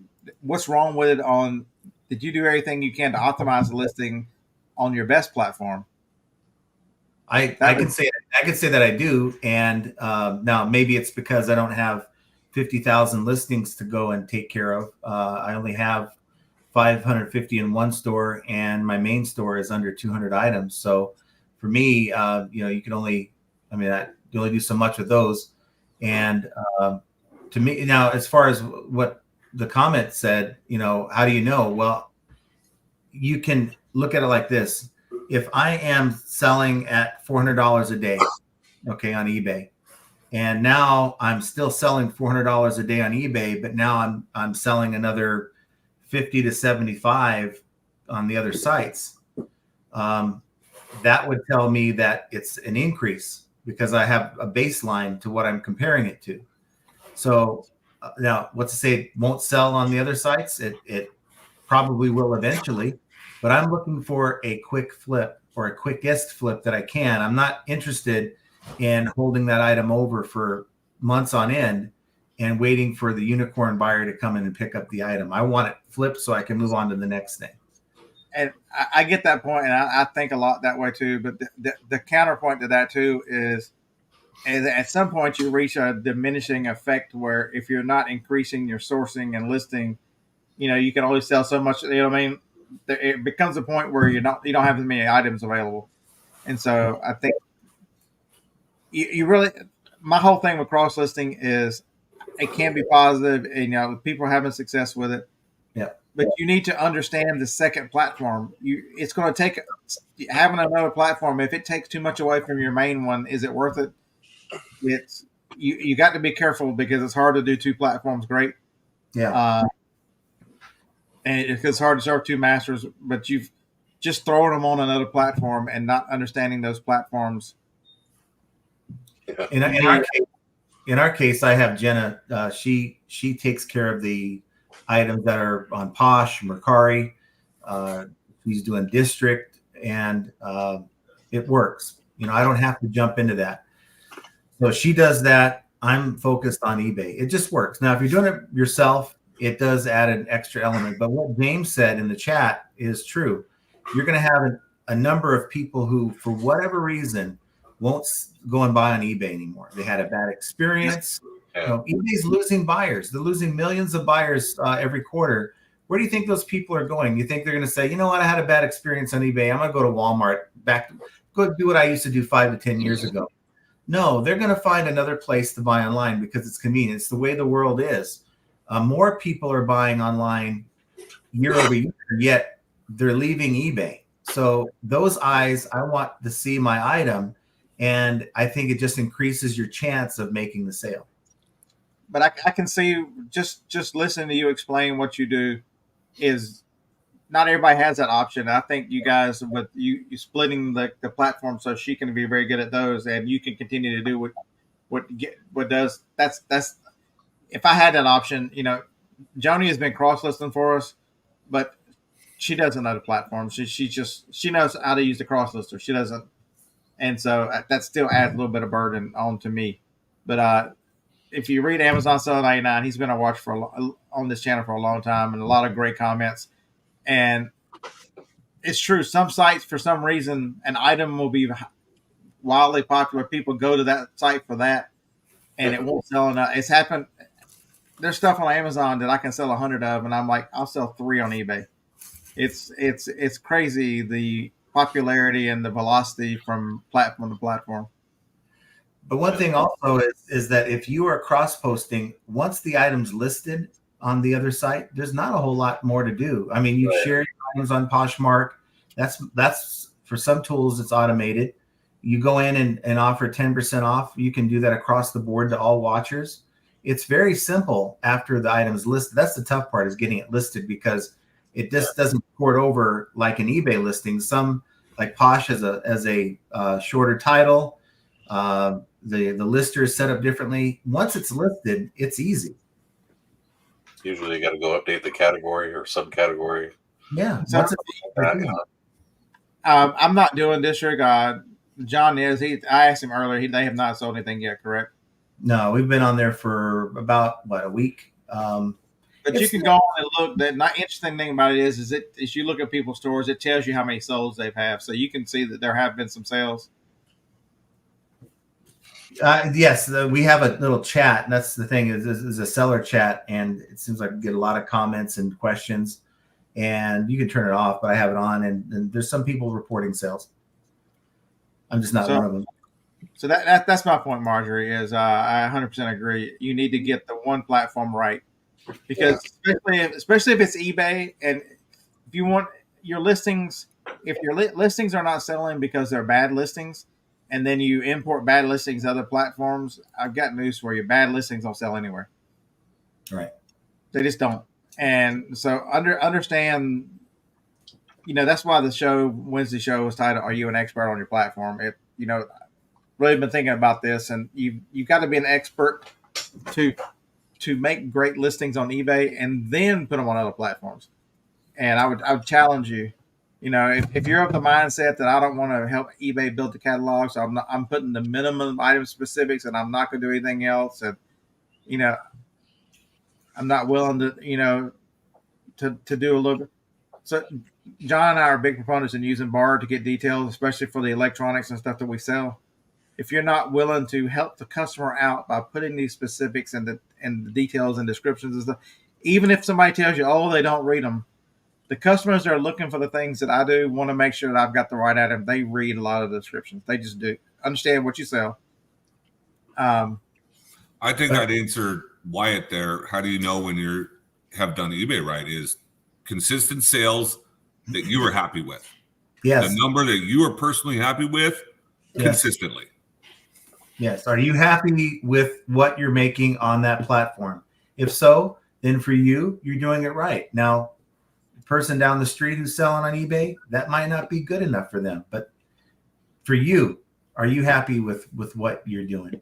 That's all that matters. Are you paying your bills? Yeah. No, James was 100% correct. Putting your eggs in one basket does cause problems. And so my main platforms are eBay and Amazon, and it's having to cross-listing to others. I don't share the closets. I don't do all that kind of stuff to do any increased sales. On those cross-listing tools, though, a lot of them, they have an automated, just a button you press that will go in and automate for you. I just forget to do it. I need to make it part of a routine. I haven't made it part of a routine, so I forget to do it. Like with Poshmark, you can share your closet, right? And they'll go through all your listings every 30 seconds. It'll share another listing. You can make that like, okay, I'm done with my whatever I'm doing. Launch this, walk away. It'll do that for you while you're doing something else.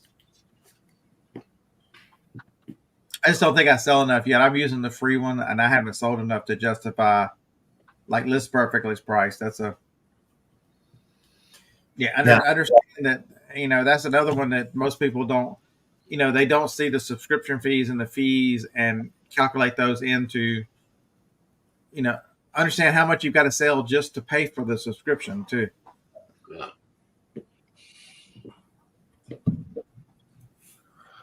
Depends on what you sell too. Certain things don't sell well on some of these other platforms. Right. They do.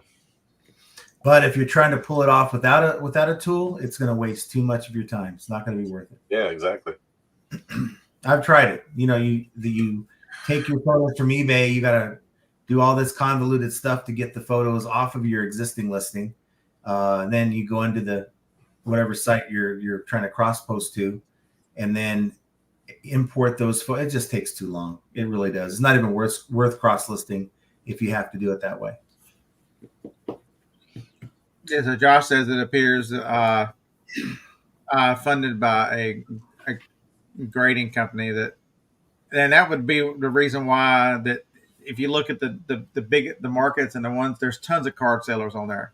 I wondered how they got so many card sellers on there so fast. Did you notice that, John, on District? How many?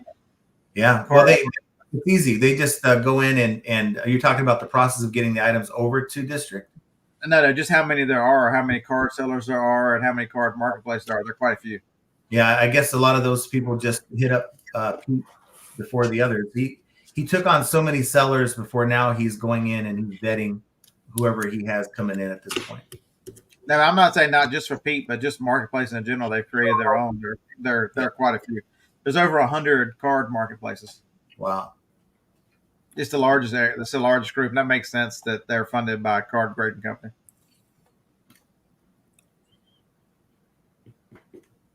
And who knows? It may not do very well, but then again, in a year, we're talking about it in a different way. It might just do well. I mean, where are these buyers going that are leaving eBay? They're not stopping their habits of buying online. They're buying from somewhere else. Just buying somewhere else. You're exactly right. Yeah. So I did like the joke that the customers might not be going anywhere else; they might actually be dying. But they said there could be some truth to that. I mean, eBay's doing a good job of bringing in Gen Zers at all. They're not.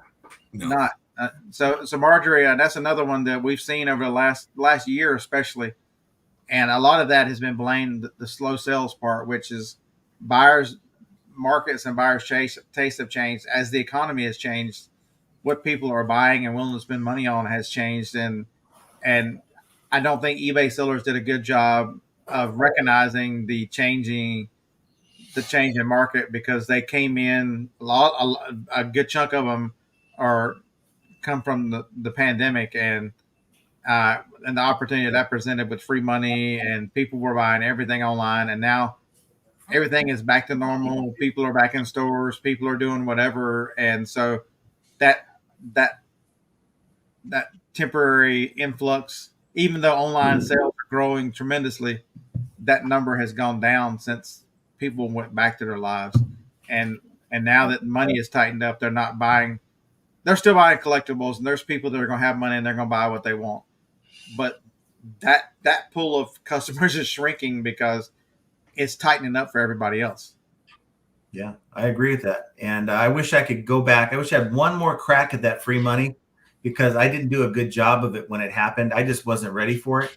My inventory was horrible at the time. I believe it was like in the middle of the summer when this all went down, and I was not ready for it. If I could just go back into time, which I can't, it would be such a different story. Now, so James, I appreciate it. Your willingness to show people what you do, whether they disagree with you or whether they don't like your sourcing or whatever the little nitpicking they can do. Folks, you don't understand, the courage it takes to turn this camera on and show what you do to criticism from thousands and millions of people who just go by and go, oh my God, I wouldn't do that. I wouldn't sell that. This guy must be terrible because he does. You don't understand the hate and the comments. So I don't want to be the one to be negative about a creator that's willing to teach you and show you whether you agree with what they do or not. Takes a lot of courage. Because for the check that comes from YouTube is not very big. It's not worth. I'm telling you, what's the thing you've been saying a lot? The juice is not worth the squeeze, or whatever it is you've been saying a lot, John. Well, that's the truth, though. You got to evaluate the time you're putting into something. And for YouTube, if you're just doing this and making less than $1,000 in a month in just doing YouTube, when that time could be spent making more on eBay, is the juice worth the squeeze? You have to be doing this for much more than money to make it worth your while. Yeah.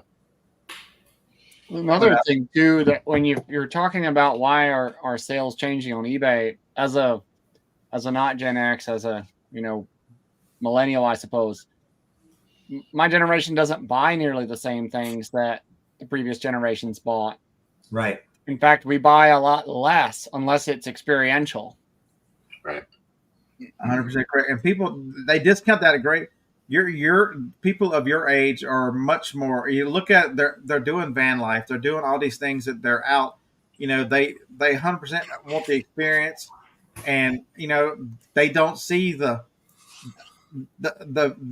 home and all that stuff is not as important, and so they don't need these big houses that they overfill with stuff that's been the American way for the last 80, 100 years, and people are wondering why certain things. So as the crowd gets older on eBay, are your sales to those people, because that's what the customer base is. There are some younger buyers on eBay, but they are not the main market, and people don't think enough through what they do, and it's very I would challenge too to say that if sellers don't change what they're selling on eBay, because of the millennial generation, if that's who they want to attract, or if that's the buyer they want to attract, they're going to have to at least rethink it to some extent. Unless eBay decides to really truly brand themselves like I think they should, and that's being the flea market of the internet, then if they're going to try to pretend to be Amazon, beta or whatever, then that's an entirely different scenario. Right. And I'll speak to Jay's point. I'm willing to bet there's more people dying off that buy albums and LPs than millennials that are jumping on the site looking for those same LPs and albums. Mm-hmm. Oh yeah. I think the lesson people need to learn too is as we age and we have disposable income, these generations, they're all very similar. Is they want things from their childhood and the things they grew up with, and they collect a lot of those things now because they can afford, especially of my generation, where in the 70s and early 80s, especially, Reaganomics had not exploded yet to the huge consumer economy that we became. Money was really tight in the 70s, and so there wasn't extra, and now all of a sudden, but how many of us? So the millennials never had albums, so that's why CDs, people are wondering who buys CDs. Millennials still buy CDs because that's their albums.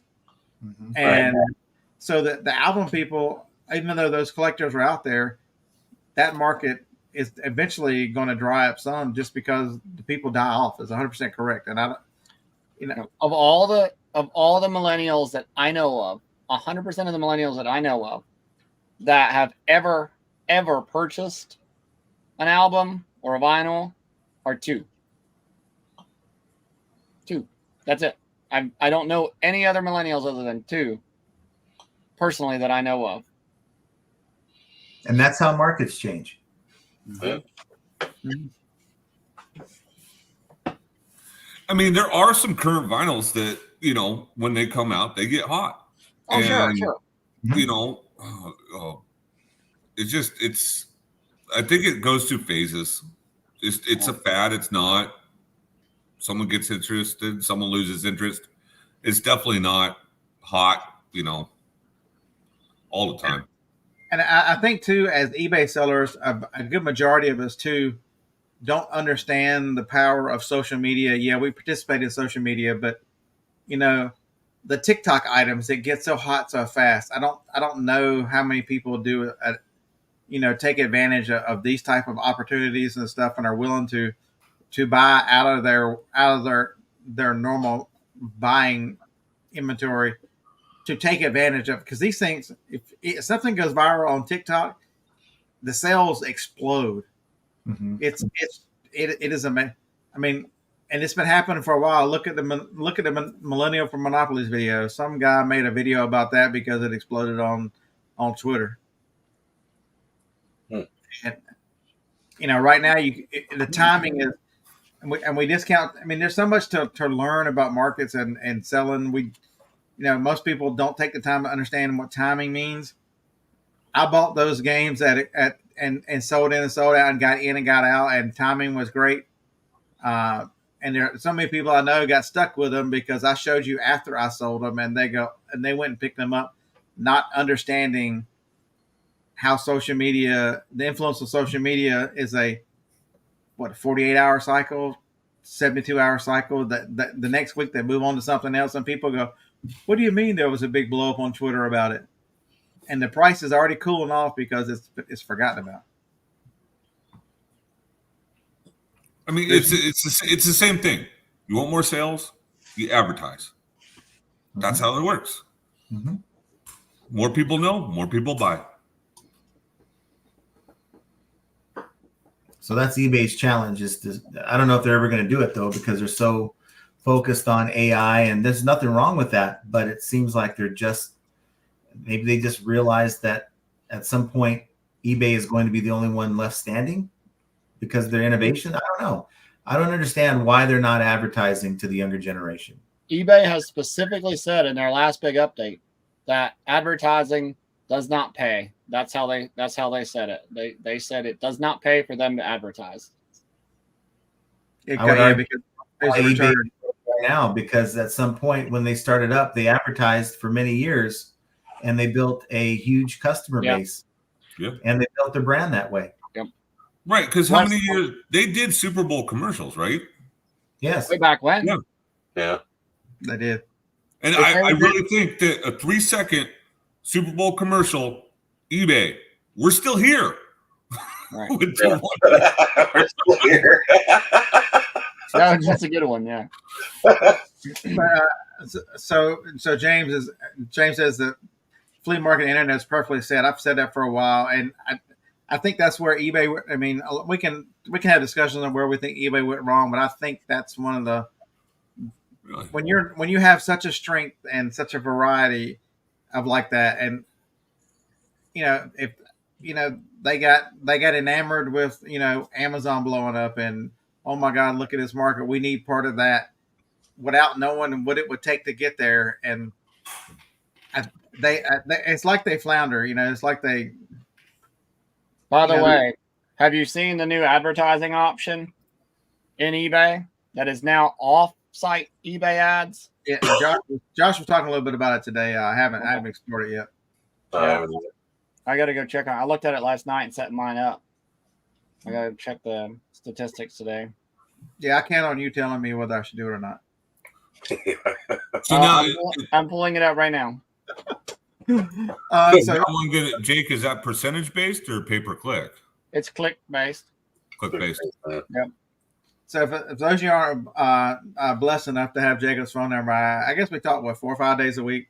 He's an early adopter. He truly is. He likes trying stuff brand new, and so if he has any success whatsoever, I'll get the nudge. Yo, old man, try this.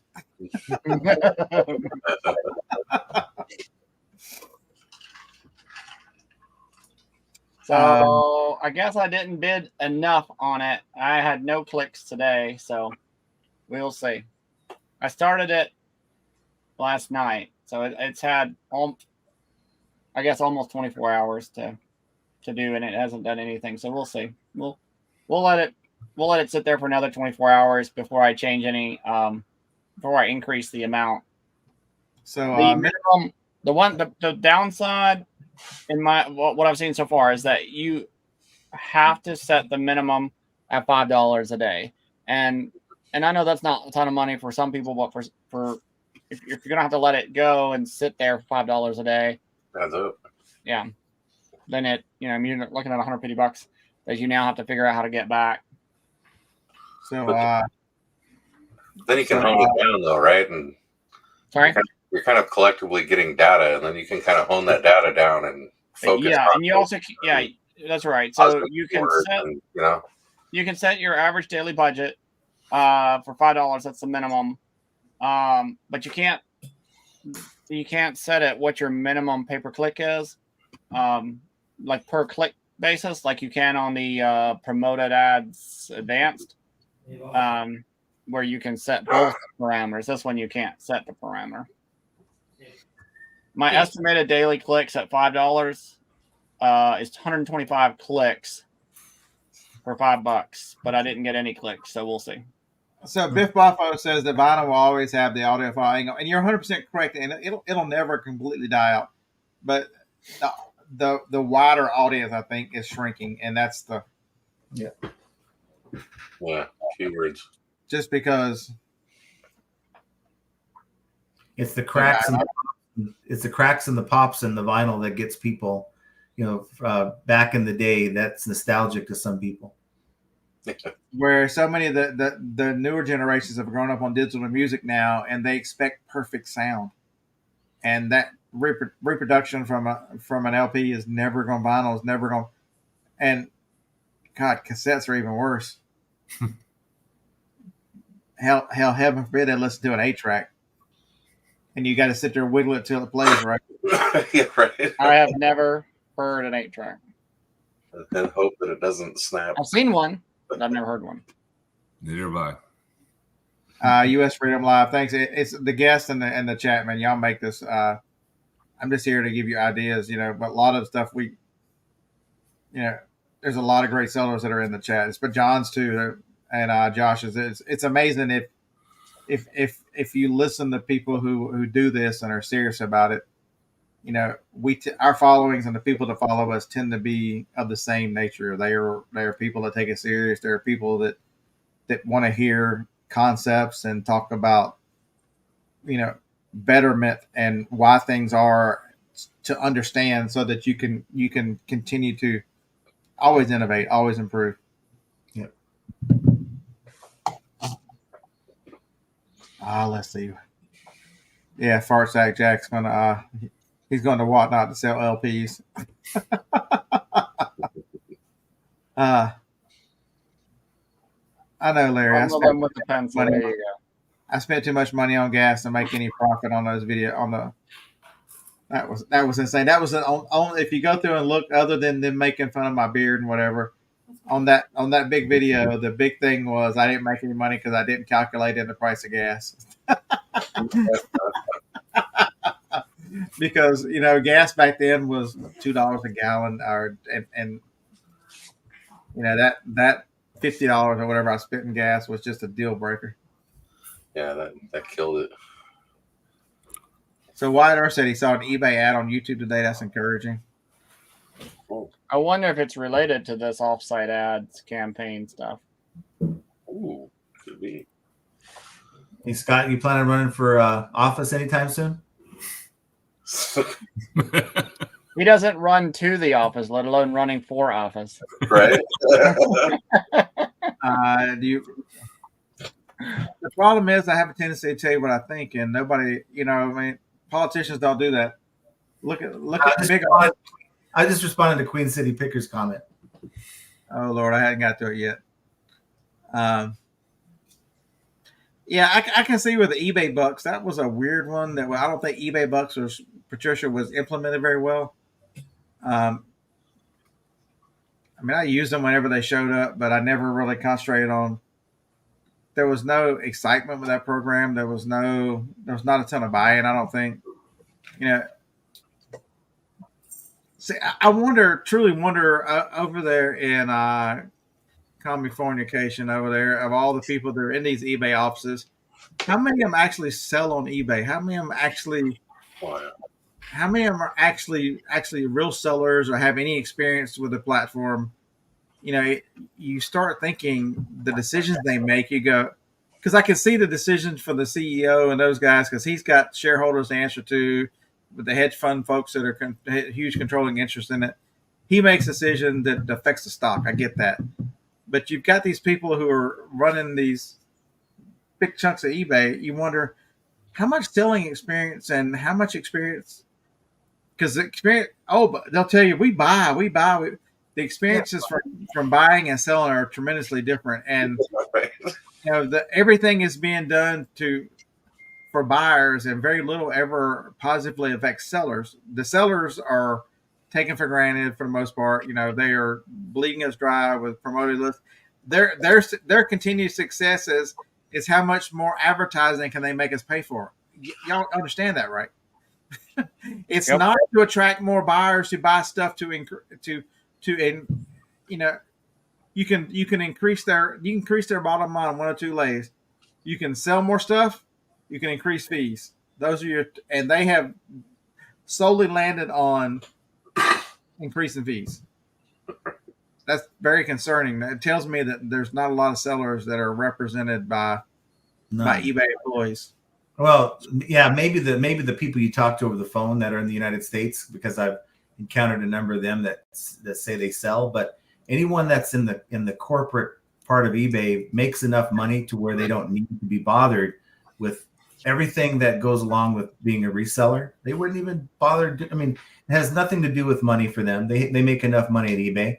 So why would they go through all the hassle of opening an account to sell? They wouldn't. There's nobody that would. Yeah, so if you want to hear more about eBay and the seller ads, check out Josh's show today. He talked about that. He's mentioned the lady's name, I think Julia Stein.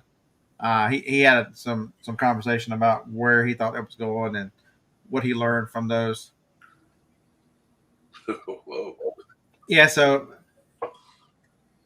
PPC is definitely, so Josh, from what I remember of Big John, so if you've watched the channel for a long time, Big John, I missed a super chat. I haven't got there yet, but thank you so much.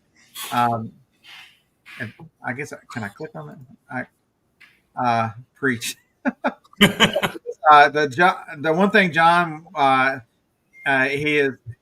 he would start with letting Amazon give him the suggestions, and then he would quickly pay attention to which ones were no good, and would minus those out. So he'd get rid of the negative keywords, and he refined the keywords down. And so I think it's going to take that same kind of learning. You're going to have to look at what Amazon, the people that are very good with Amazon pay-per-click, and learn their lessons, because I think this is going to be set up very similar. And the lessons is to get an error, use specific keywords,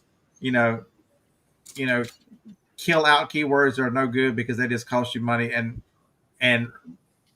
really understand. But you've also got to have John has a lot of the same stuff, and so that stuff works. And you really didn't analyze if your inventory is any good for it or not. I sell a lot of one-offs. It'd be very difficult to do PPC for one-offs. Because like John said, you're not looking for a shopper. You're looking for a buyer. Yeah. You want the person that's ready to buy today, and you want the ad to go to them. Right. Not someone just clicking around.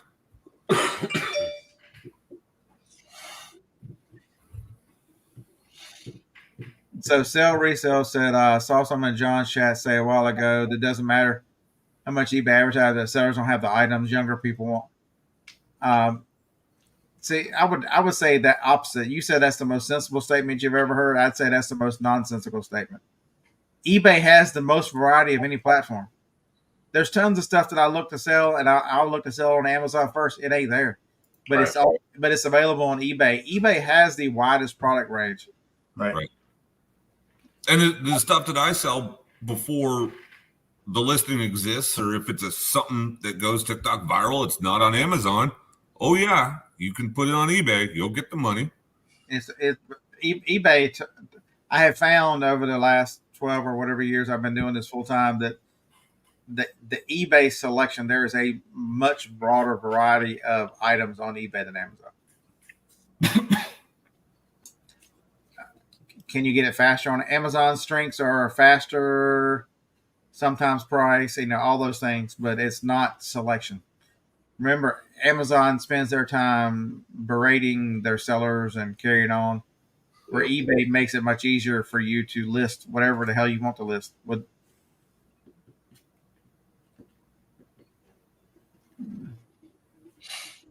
Yeah. So James said he used to promote a store on Facebook and Google without eBay. May go back to, that's the, I had the thought a minute ago and I didn't say it, but if you combine some of the platforms are doing, we're going to have eBay Live soon. It'll be similar to Whatnot, and then District, they want outside advertising. Why would I want to promote? You could spend time trying to promote your eBay store versus just send them to Amazon, to send them to District. I think James is right. I think at some point, promoting your store is going to be the equivalent of that, and you going out to do your own social media to benefit your store is probably going to be a thing, especially if you're a seller like James. It's got a ton of the same stuff, all the cassettes, all the hats, all the similar items he sells. Yeah, if you have items that are perennial listings or at least replenishable listings, then you can start gathering data and doing pay-per-clicks a lot more so than you can just anything random. And I challenge someone too. I talked about parts. I don't know, last month or two.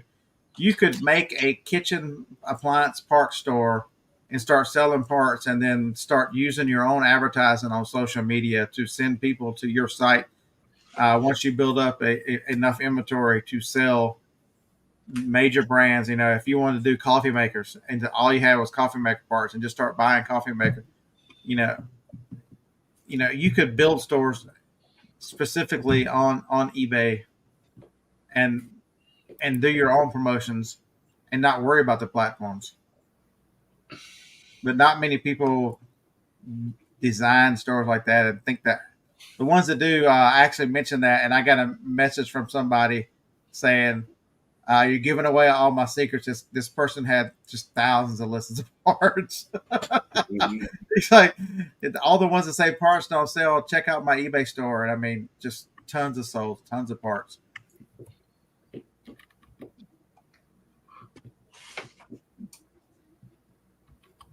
Oh, so I finally got the Tom's comment. Listen here, old lady. Yeah.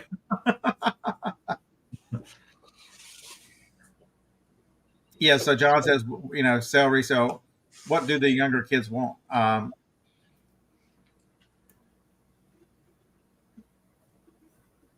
don't know. I'm not. I sold something that could be really for the younger generation. That's it's a case for an EV, electric vehicle charger. It's one of the lock box of the glass door they can mount on their wall. Something like that. Mm-hmm. Yeah, you're really going to confuse them, Sue, because most people. One with a pencil. That's funny. How to write in cursive book. Yeah. I like cursive. What is this? What is this? Yeah, so you got to so jovial juggler. You got to understand if Jacob tells you that he's not heard of something, understand that he grew up Amish. Understand that a good chunk of his childhood was not the same as the rest of us. So the experiences. Did you have video games and Nintendos and that kind of stuff? No. No electricity. See, What? so he grew up Amish. Wow, you missed out. Yeah. Best memories were revolving around video games in junior high and high school. That's for sure. I hate video games. I do too. We didn't have them either. So I mean, we had Pong. Spend time outside.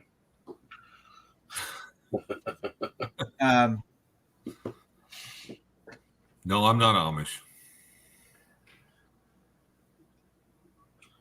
Yeah, Then you're English then. Yeah. Remember? That's what they call everybody else. It's Mm-hmm. the English. Yeah. I'm just reading to the comment. Lag's mom turned off she turned off the Wi-Fi or changed the password at 8. No, it's not Yoder. My last name is not Yoder. And my name is the third most common Amish last name, though. You know, Yoder, Toder, whatever his name is. Yeah, Yoder and Miller are the two most common.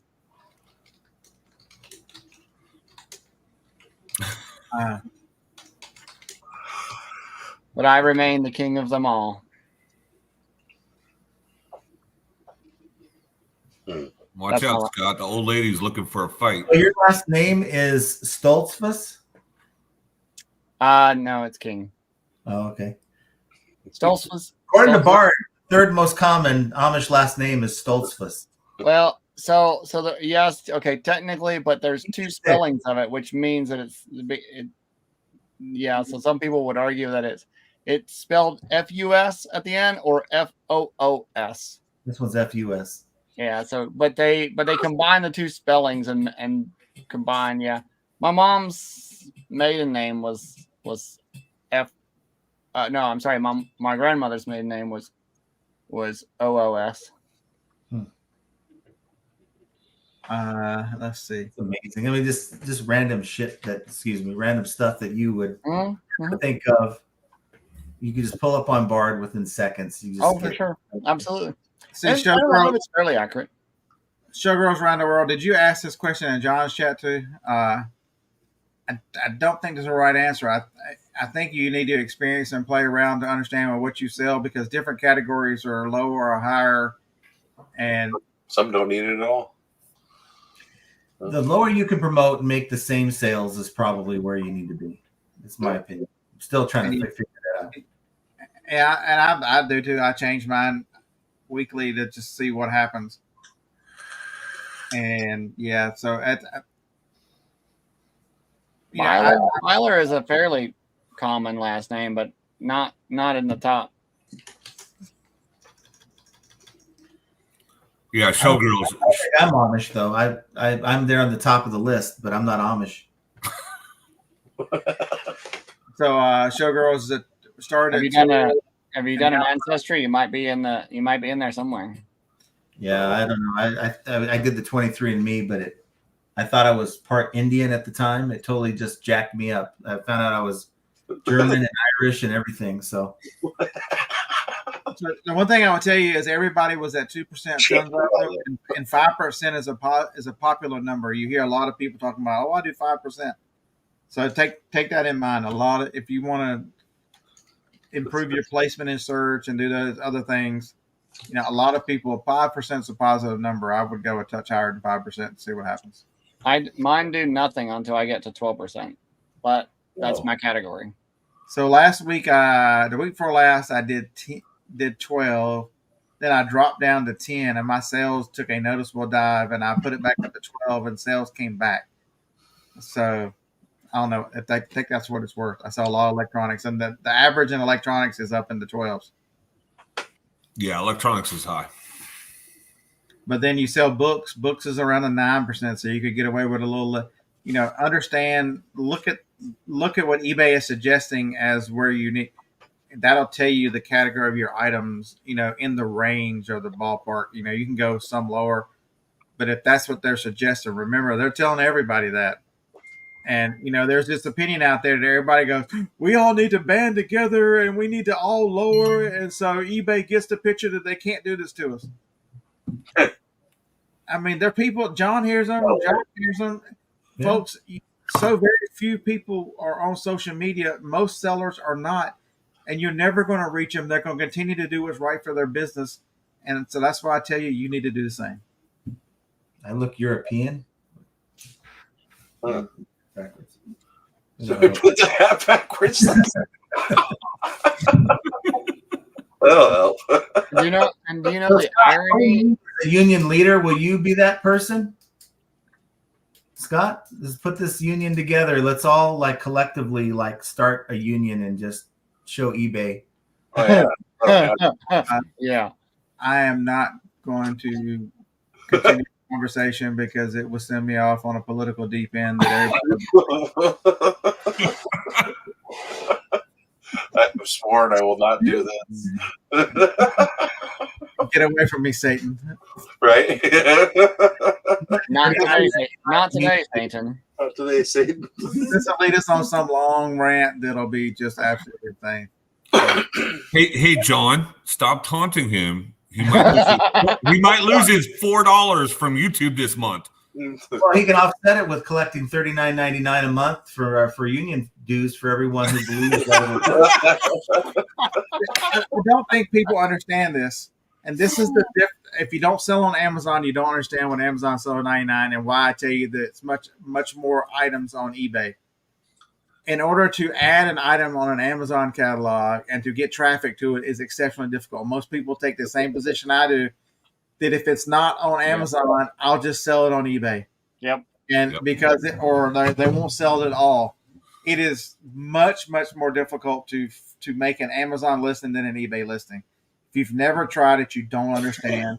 And then even if you get the listing up, to get traffic to it is even more difficult because lots of brands, you're brand restricted. So if it's a brand, if you're thinking, I'll just make this, I'll just make this Sony camera and I'll sell it on eBay. And if you're going to make a Sony camera listing, you're not allowed to. Sorry, you can't use the term. You can't use the word Sony. Sony's a protected brand. Most of the majority of the big brands are protected. You cannot make the listings. Right. Well, I mean, both Jake and Scott know how long I fought to do what I do. It took so many cases, and I think it was still technically a loophole that I got through. Y'all both walked to the same loophole. Hey, Scott, I think you bumped your mic. I did what? Did you bump your mic and you got quiet after you picked up that camera? No? No. I'm crazy. Never mind. How about I move it? I'll move it closer. All right. This is definitely a bearded show. No, I've tried to be nicer. I've tried not to scare most people off. The truth, people want an easy answer. They want you they want to complain to you and tell you that their sales are slow, and they want you to go. They want me to be like a priest. They want me to be like a Catholic priest that I'm up front giving the bread and the juice and go, bless you, my son, for your sin. Please go and sell. And tell them that you're doing everything okay, give you the wafer and send you on your way, which is, that's the super bond going there.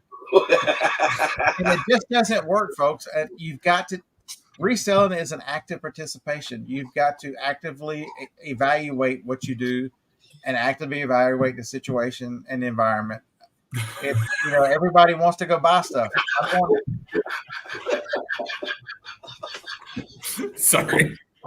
No, Jay is not Amish.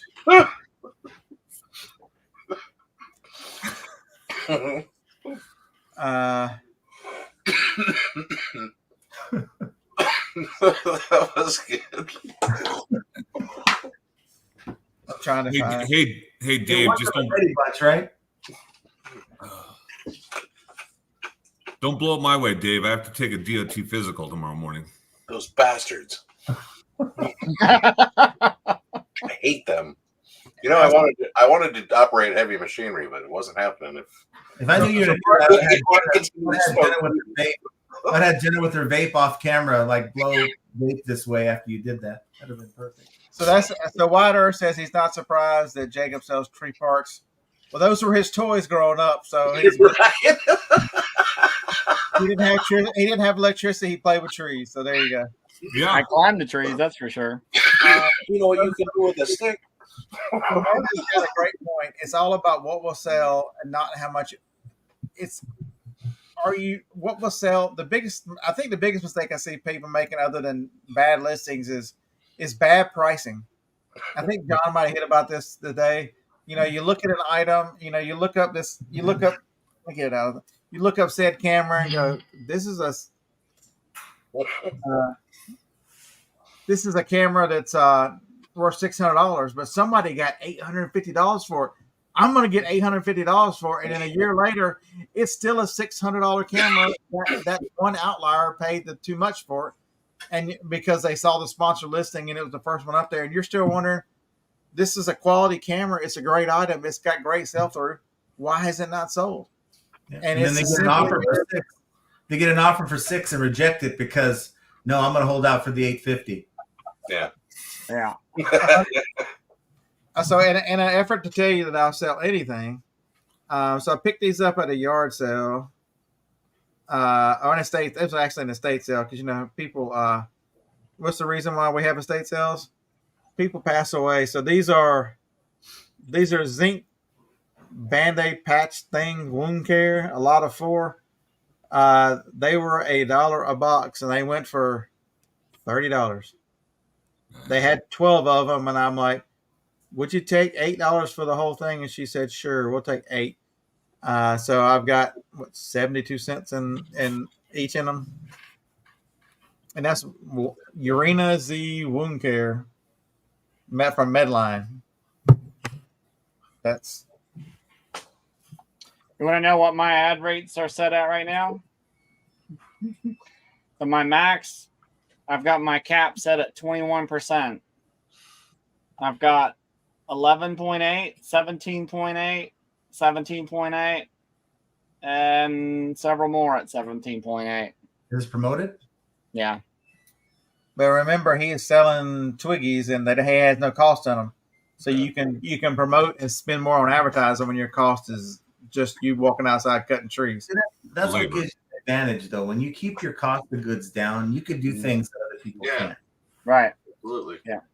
Yeah, it's true across other categories too. But like to John's point, it's about keeping your costs low. No, and it's a great point too, because and so many people see it.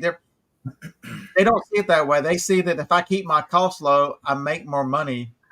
But they don't see the fact that they sit on inventory for a while, and that the cost of turning goes over. If my costs are low, that gives me more options to make it available. I see it the same way. It makes me more available for advertising. It makes it available for me to sell it faster. Mm-hmm. That's what lower cost to me means, selling faster. It means I'm going to take more advantage of what's available for pay-per-click. Probably not pay-per-click, but definitely promoted to see. So Sugar said Dixon was at 15%. He's dropped it to 8%. Seems high. Depends on the category. You've got somebody like Jacob who has no cost in his willows, and he's willing to go to 20%. Good luck competing against him. Well, Bard says, and this is the most scientific thing I'm going to say all day. Bard says for items of low conversion rate, you want to start with 1 to 2%, which you can't do 1%. So we already know that this is a screwed up thing. For moderate conversion rate, 2 to 5%, and with high conversion rate, 5 to 10%. That's what Bard says. So take it for what you want. I think there's a lot more to it than that. So Biff Boffo says that everybody's drawing a line on PL. It's promoted listings barely increased from Q2 to Q3.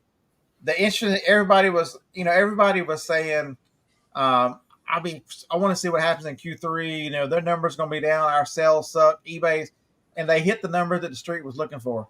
That's not the number you're looking for, folks. You want to know what happens Q2 of next year when we cross over all this. Because remember, it takes a year to catch up with it. So the crazy promoted listing started early April. People trying to recover sales whenever they started. So I'd be very curious when you put Q2 2024 and 2023 together and see what happens. That's when you know where eBay is and what they're doing. Once you got to go to year over year. Quarter to quarter is not. You're comparing two different animals. You want the same. So Amazon sales decreased from 12 to 15 and saw a good sales bump. I'm telling you, I went just from 12 to 10 and noticeable sales decrease, and put it back to 12 and was. We did 99. Gen X is so sensitive. You can give them any criticism. They think you're. What world are you living in? I'm Gen X, and most of the people I know don't give two rats what anybody thinks. You can criticize all you want to. Have at it. It's the generations behind that don't take it very well. So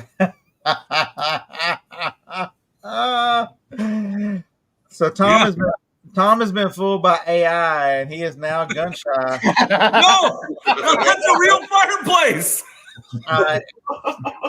Tom, do you want him to put a piano beside it so you can see if it's real or not? Hey, Morgan, can you turn off the fireplace for a second? Is that a ghost? That's AI. Oh, That's sorry. AI. Yeah, So whatever. Turn it back on. Jay lives in the Pacific Northwest. It's a little cooler up there than it is. Yeah, it has been freezing every night, and for up until noon, I'm wearing a sweater and a coat outside. It's double layer weather right now. Not bone chilling, but cold. James is going to send a blizzard for Tom to sit by a fire too. That's nice.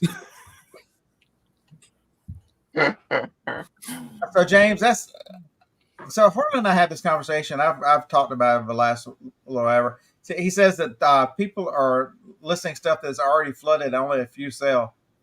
You know, when you find the item, when you find this camera and see that it's got a 78% sell-through rate, when you search for it, do you look at the bottom to see how many are in the search? You know, if you see it, if you look at it and see that 30 have sold over the last 90 days, but there's 120 available for sale right now, does the thought click in your head that there is a year supply right now? Yeah. And in order, you're going to have to compete against everyone else because there's enough cameras to sell for the next year. You know what? You know, well, I took 2 pictures of the listing. I used the title as a description. I barely fill out the things, and I priced at the maximum price. Why hadn't it sold? You tell me. And I'm promoting at 1% or 2%. I mean, you tell me why it didn't sell. You're not competing. If you buy an item that it's an oversupply, the pressure on price is going to be. We don't understand economics. We don't teach economics. People don't have any idea how supply and demand affects price. You can't get them to spend on promoted listings, and they can't figure out. You know, you're allowed 24 pictures. They can't figure out that they take more than one. But they saw it on. They saw Holy Grail on a YouTube video, and they are all of a sudden an expert on reselling. Crazy.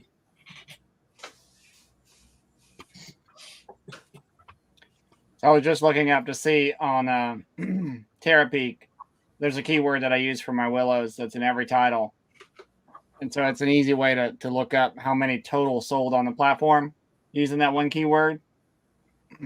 I sold 40, just over 40% of the total amount sold under that keyword for this year. So Wide Earth's got you figured out.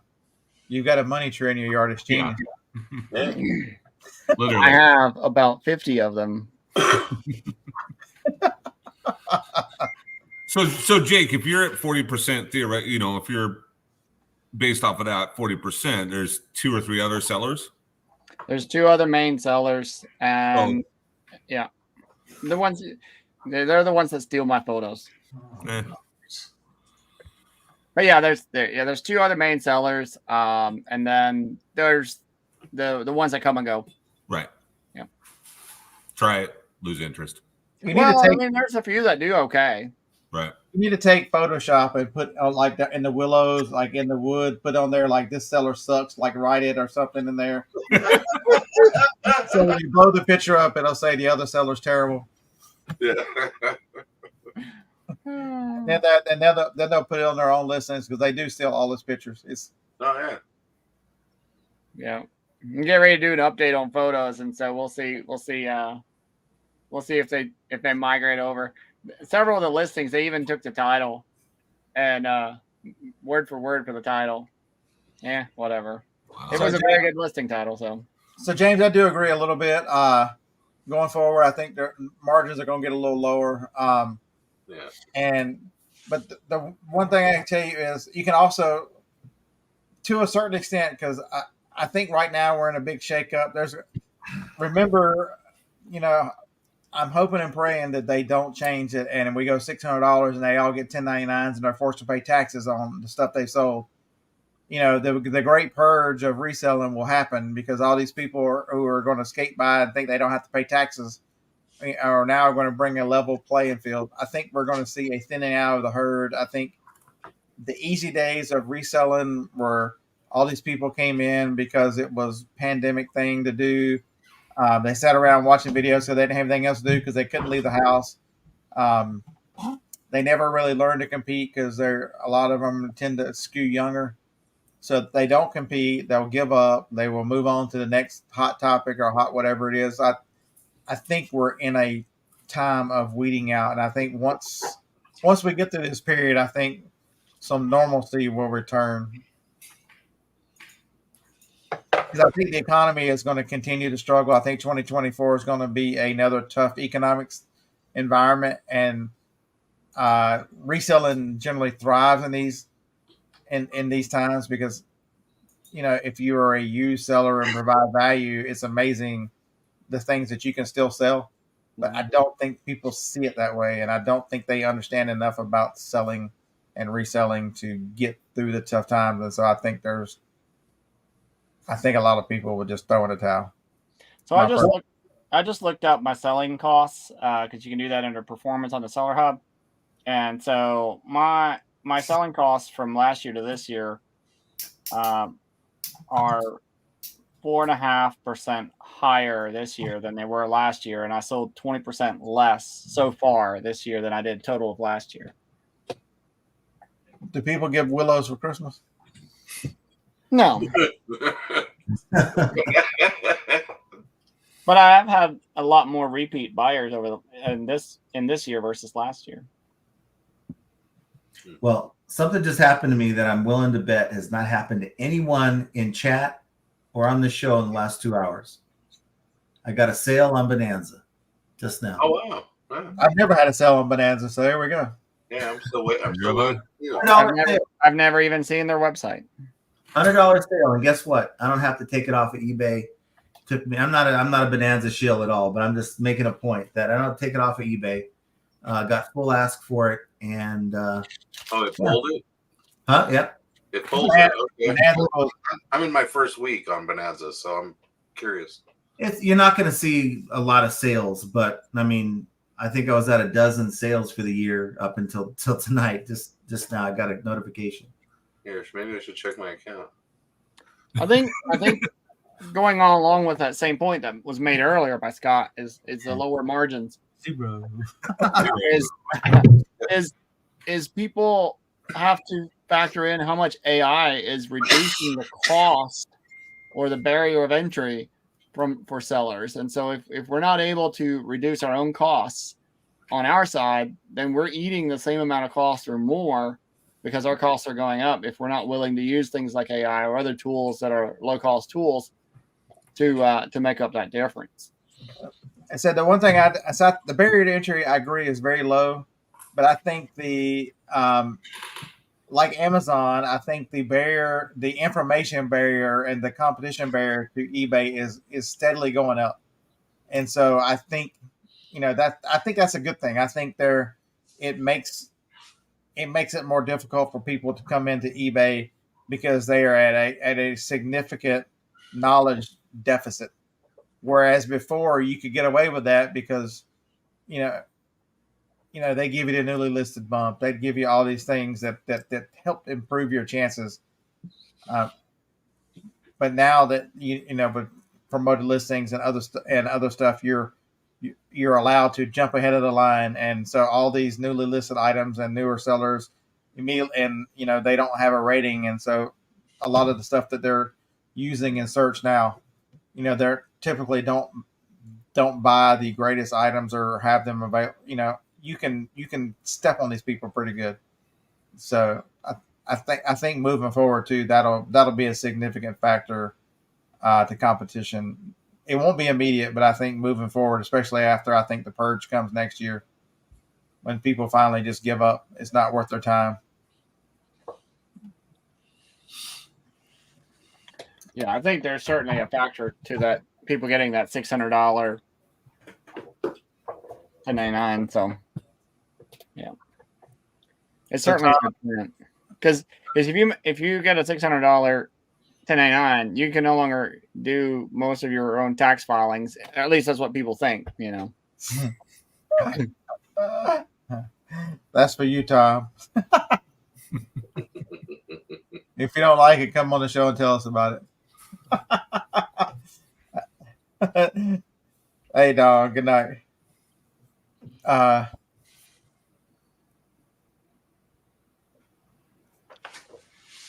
are, but it's so Mr. Sadie's right. Other markets are taking lower margins too. People, because this is their first foray into owning a business and stuff, think, because things have gotten a little difficult, it's not fair. You hear that a lot. eBay is not fair. Complain from a lot. Look around at what is happening to industry and business everywhere right now. Everybody is getting squeezed. It's not, what fairy tale bubble do we live in that we expect it to happen to everybody else, but not to the market we sell in? We take for granted for the fact that we can sell our products at such lower margins. Oh my God. Even if selling costs you 30%, go open a brick and mortar. I challenge you. 30% is a pipe dream for a brick and mortar seller. Not to mention how you're going to get the traffic. Oh, Tom, don't hand me that. I put the link in the group.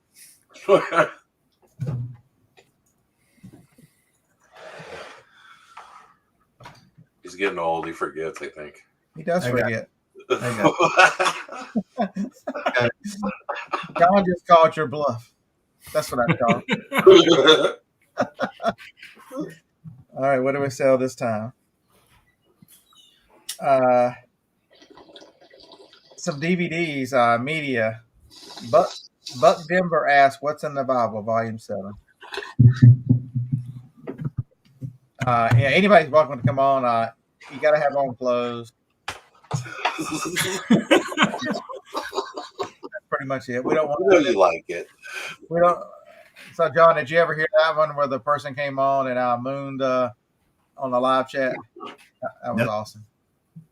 No.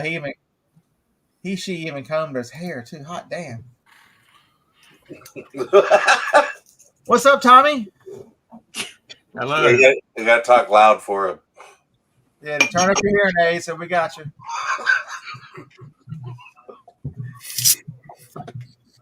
Scott, how are you? Tell Tom what I said.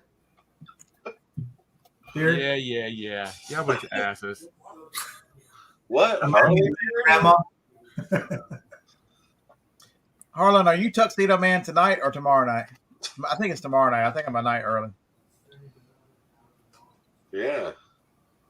I thought we'd never see Harlan again. Thought he was gone for sure. Not even drinking there on that night. Harlan doesn't have time to associate with us, please, anymore. He is he's an important man now. Yeah. He is a kept important man now. Huh? It's yeah.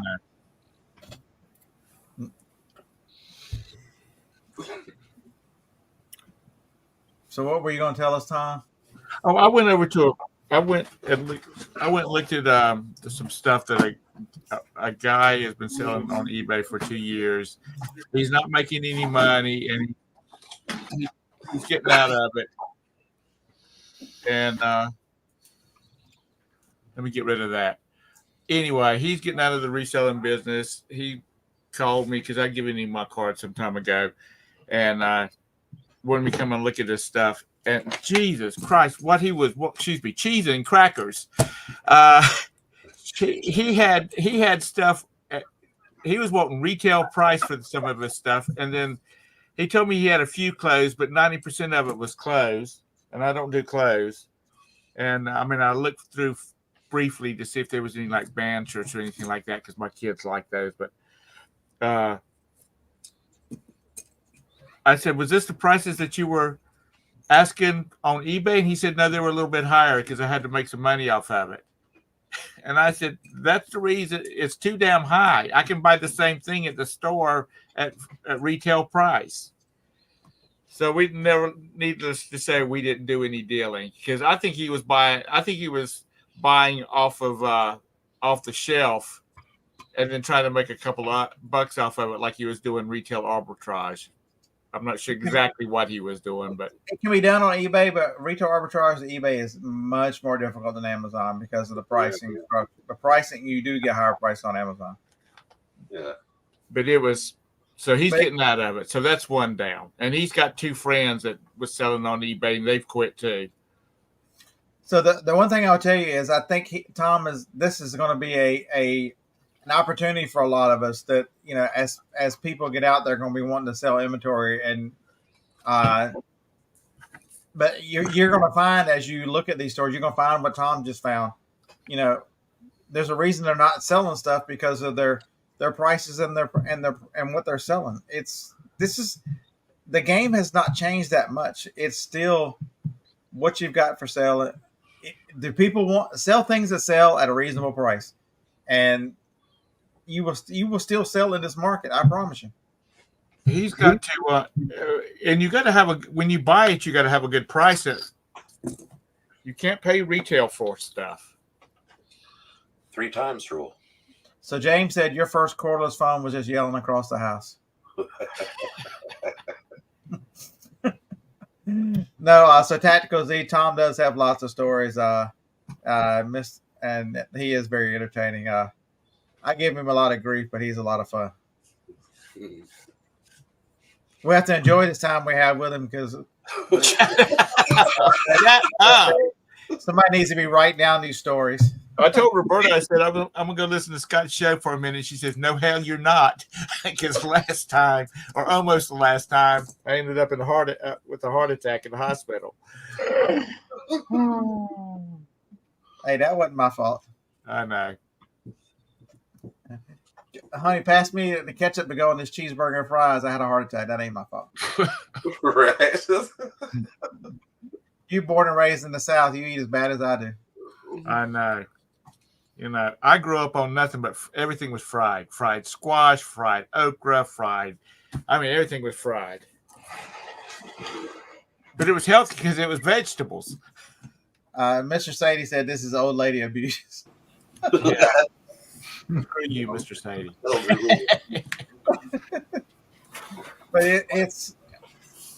But you have to be good at diagnosing this. It's not very difficult to walk in and go, look at someone's store. Store reviews used to be really popular. Or review my store. 99% of it is bad products and bad prices. That's it.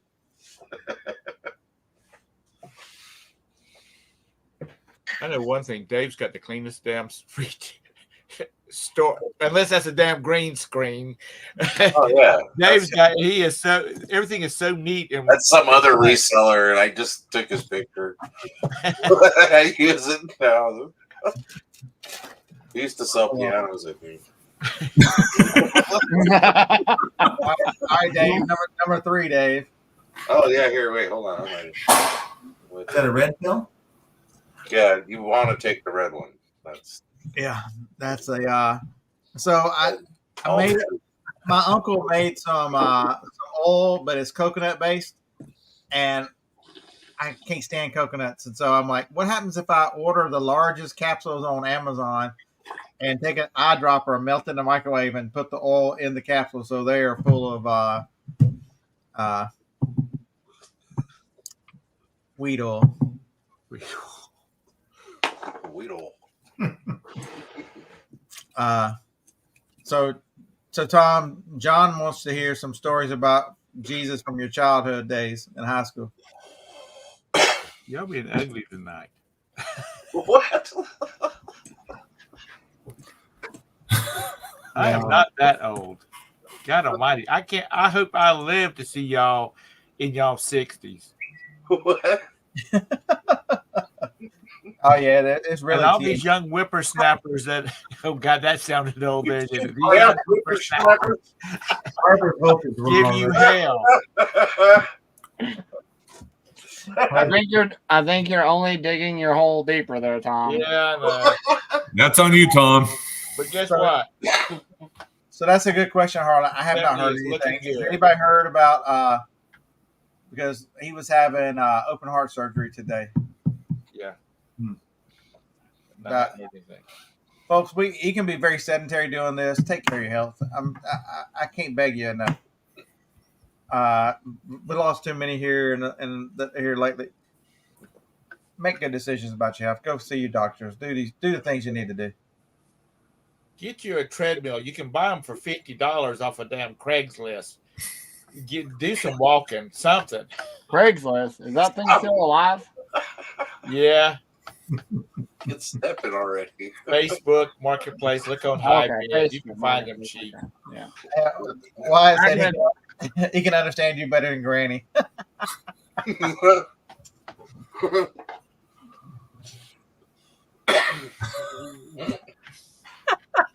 You have to come back. I'm just gonna let it go. I do remember Craigslist, but I haven't. I didn't even know they still existed. I used to scrape Craigslist every 4 hours across the entire United States for the Verizon Unlimited data plans before they went back to unlimited again. I would scrape, and I would sell them on eBay. But I would scrape it every 4 hours. That's how long it took to go through the entire thing without getting shut down. Nice. Yeah, so Harlan, that's why you need to go to have your physicals done. Let them do your EKGs to make sure that you're not, because once they're finding you in the ER and those kind of things, it gets to be too late. So Shannon said that Jack's mom posted that he did well. Outstanding. That's good. That's very good to hear. Especially if it tends to run in families, if you have the same genetic dispositions. Well, that's good because he was having. Didn't they say he was having quadruple bypass? It was. I think it was quadruple. It was. I watched it on Instagram. I just can't remember which one it was. Mr. Sagan was asking, who is Jack? Locker nuts. Locker nuts. Oh. I didn't realize that's who you were talking about. Yeah, especially when y'all getting up into that age bracket where you really have to worry about your health, because I had a buddy that just came home from work one day and his wife went to get him a glass of tea, and when she came back he had just died. They couldn't find anything wrong with him. He just died. So y'all got to make sure y'all in good health. Pretend that you're in an office when you're listing. Go on break and get you a cup of coffee or a moon pie, but just don't sit there with them piled up on your desk. I thought you were about to say grope the secretary or something. Yeah, no, that'll get you put in jail. Lose your job. If you're married to Roberta Hucks, it'll cost you everything that you got. Well, the only one I ever see is Joni, so you have to be her, and then I'm just gonna have to listen to it. Well, my mom used to have a joke about she slept with the boss every night because my dad was the owner of the company and she was his bookkeeper. My grandmother, her mother, did not think that was funny at all. Hey, Ping G, welcome to a Walk on the Wild Side. We kidnapped John and drug him over here. Yeah. He's the one struggling like it's late, and it's early. Yeah, right. I'm 40. I'm going to do some work after the show, but no. Say it's early here. It's 7:45. Yeah. 10:45. Yes, over here. We'll go to 10 o'clock and we'll call it a night. Me and Jacob have to get. He's got to go kick people out of their apartment, and I got to go to a state sale. What time your sales Tomorrow. What time your sales usually start out there? 6 a.m. 7. A lot of the yard sales most of them start at 7. In the summer they will be 6, but it's a little cooler in the mornings now, so there's only like 4 or 5. I'm just gonna do the estate sales. We had 9 here this weekend. I only made it to 5 today, so I got 4 more to go to. They almost always start at 8 for some reason out here. I don't know. Maybe everyone's at the casino the night before. I don't know, but it's like You show great restraint. I crushed the yard sales when I was in Vegas. I don't know how you don't go I'd be going every Saturday and just destroying the place. I'm going in the morning, and I'm going over to the flea market tomorrow afternoon or late morning. This is the valley, the Vegas Valley. Now, it's what, about 15 to 20 yard sales, and that's just the ones that are listed. Usually, for every one that's on this app, there's like 2 that people don't even bother or know to post online. Yes, our shows too.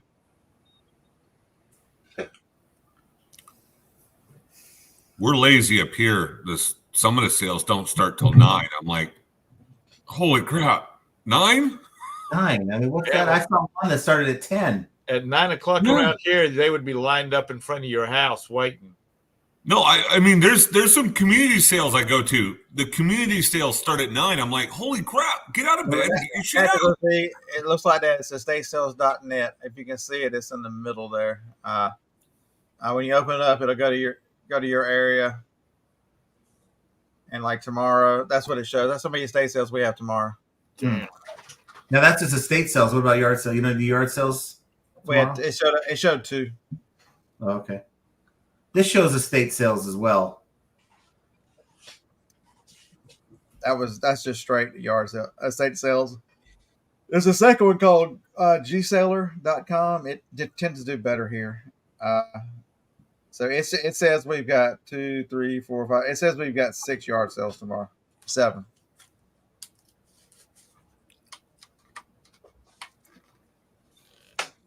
Family moving. So I found a couple today.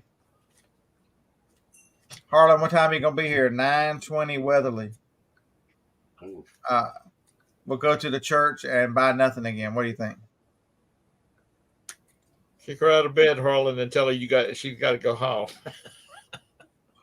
You got to get to your estate sale. And then we can ride right down to 12017 Branscombe. So of ours, the yard sales, 2 of them are a joke. How are they? How are the people that's having them? Are they pretty good, reputable companies, or? Yeah, there's a couple around here that people tend to stay away from because they overprice everything. And well, they overprice, but tomorrow's the 50% off at all of them. So.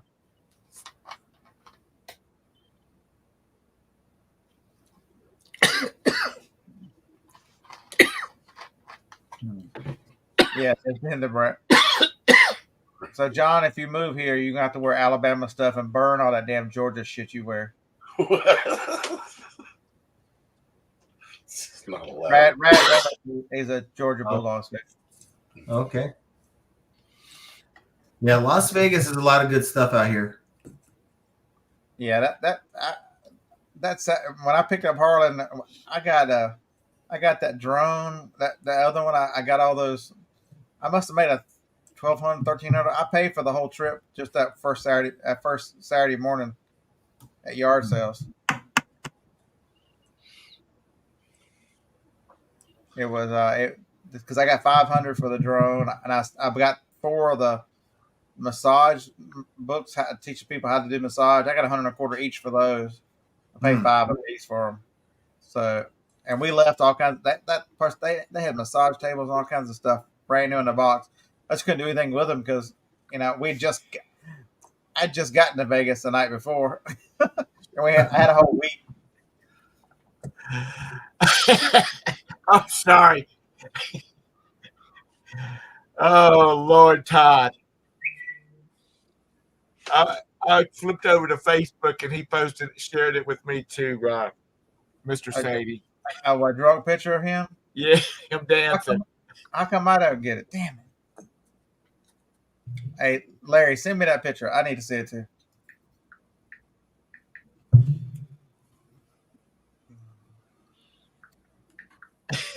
When we start making fun of him on his own channel on Monday morning. Damn, he's looking thin in that guy. Brent's starving him to death. He looks thin. Yeah, he posted a picture on Facebook of the 2 of them. They look good for old people. Yep, it's always a good day if you got a pulse. and you can get out of bed on your own steam. Hey, I take it serious. You've got a pulse and you get out of bed on your own steam. Hot damn, that's a good Yeah, day. that's right. It's a good day. All you folks worried about reselling, and Tom's just worried about can he get the hell up. Yeah, that's right. Hey, man, I got 3 things I got to pack in the morning before I go to my in-laws' house. It's been a good day. Yeah, I got 6 or 7, but yeah, they're waiting. So, Yeah, go ahead. I was going to ask you, what's your outlook this week on sales for Black Friday? I'm going to spend all day tomorrow. I think the more we can get listed, I remember it's not Black Friday is the big one. Remember, I think there's some carryover from Cyber Monday. I'm going to get all my Amazon. I've got a bunch of new stuff I got listed on Amazon. Really trying out the new repricer on the new AI repricer that's through Aura. And so I got all that transferred over yesterday. Well, I'm sure you're going to get a lot of sales on Amazon because a lot of people are going to be on there buying the Black Friday. Monday's a big day. What do you think about eBay? What do you think that's going to look like this week? You think the other sites having Black Friday sales is going to who was he dancing with? Take That's away from his the son, I think. Oh, okay. I hope it's his son. What? I hope it's not some stranger you just met. Looks like on top of the parking lot or something. That's right. I think it started off slow, and I think we're gonna see some pickup. But folks, don't be surprised if it's a slow, steady growth up and through December, because the economy is hurting way more than anybody wants to tell you. I'm telling you, I don't know where people are getting the money to buy what they buy now. I'm shocked that we haven't seen a big downturn, and especially the things that I sell overpriced on Amazon. Mhm. It's a. I think Amazon's just so easy to buy on. People, you see something you want, you click on it, and you've bought it. Yep. And I think I'm wondering how many of these returns that are buyer's remorse type thing. I should have bought that. I think the biggest negative, and then one of the bigger differences, at the very bottom, Amazon will show you what others are searched at in similar items. Right. But because their listings are so long and you have to go through the description and all this stuff, you get way to the bottom, and that's not a big effect. Whereas eBay, when you're looking at it, they'll show you the same damn price, same item price cheaper. Just think about that. You could be paying pay-per-click to get somebody to your ad and to see your ad, and eBay is going to put on a competitor's cheaper product on your ad that you paid for the traffic to get there. How crooked is that? If you do pay-per-click, I think they should not be allowed to put competitors on your damn ad.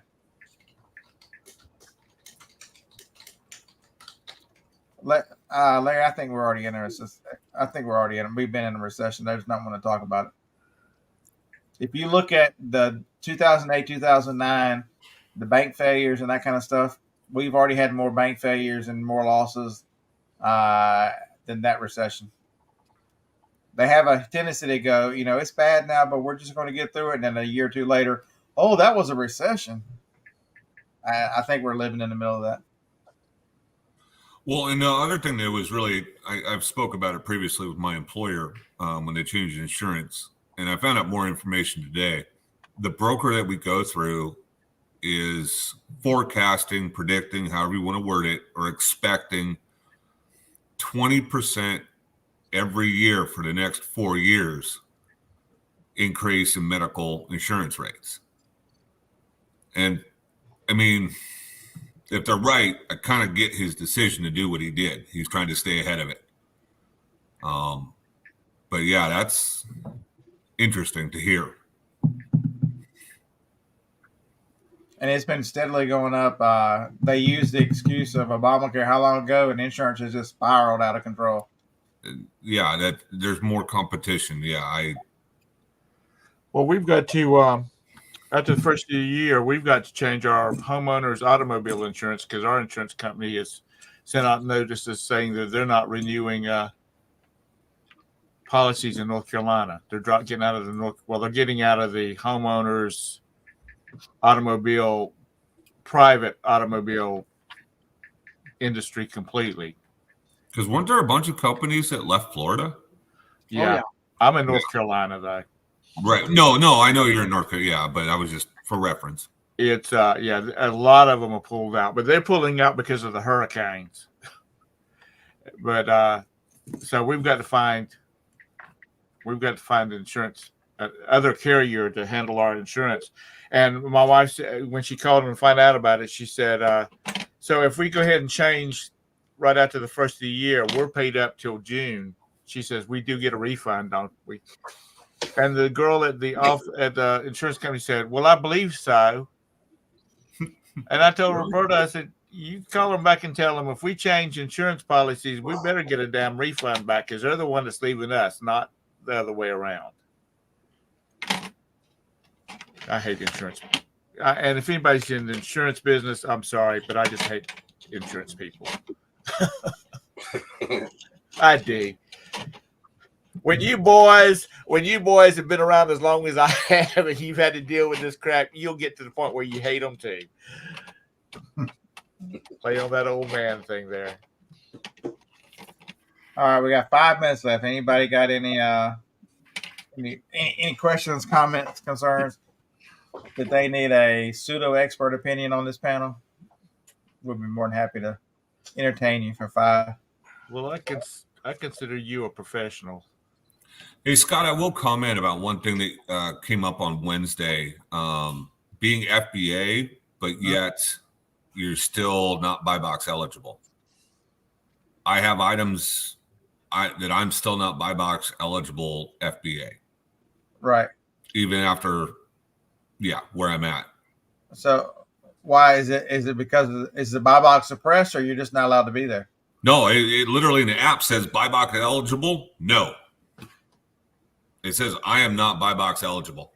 And it's, it's not price based. It's just my account. And that's an FBA item that I've sent in. Like I was doing video games for a little while and used video games. I am not buy box eligible. Even FBA.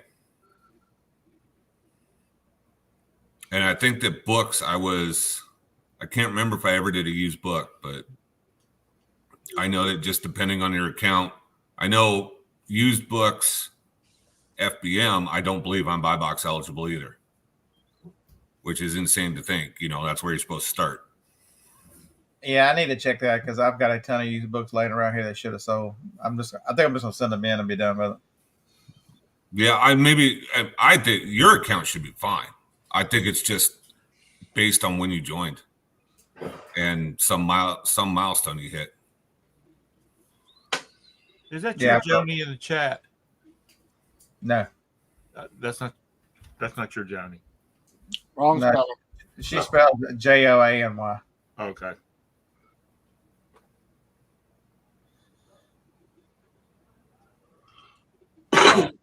This Jody lives in Florida. Okay.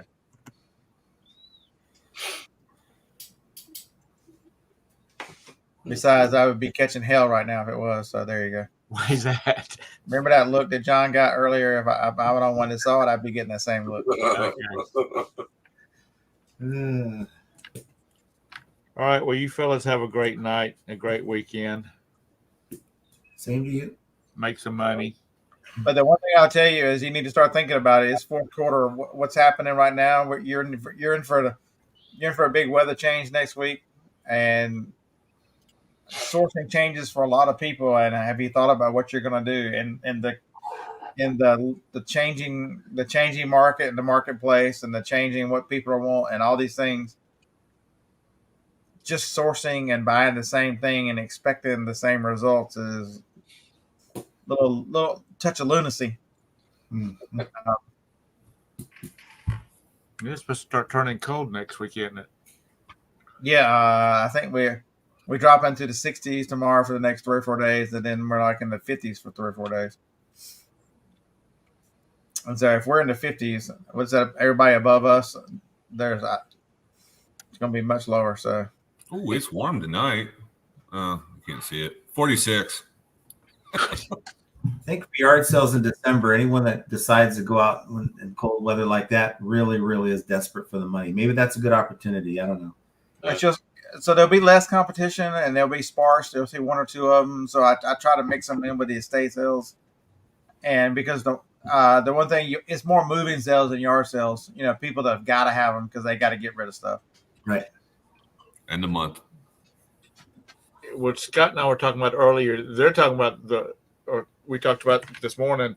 They're calling for some really cold weather this winter.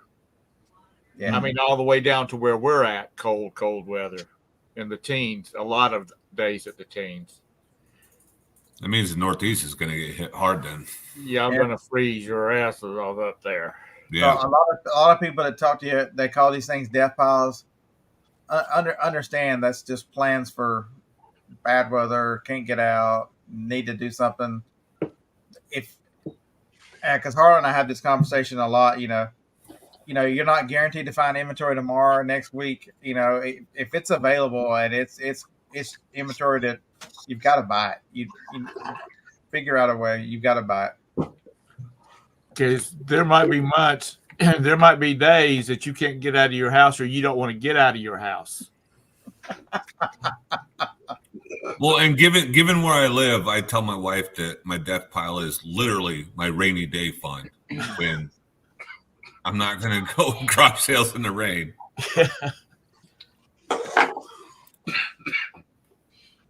Well, you live where y'all get a lot of rain.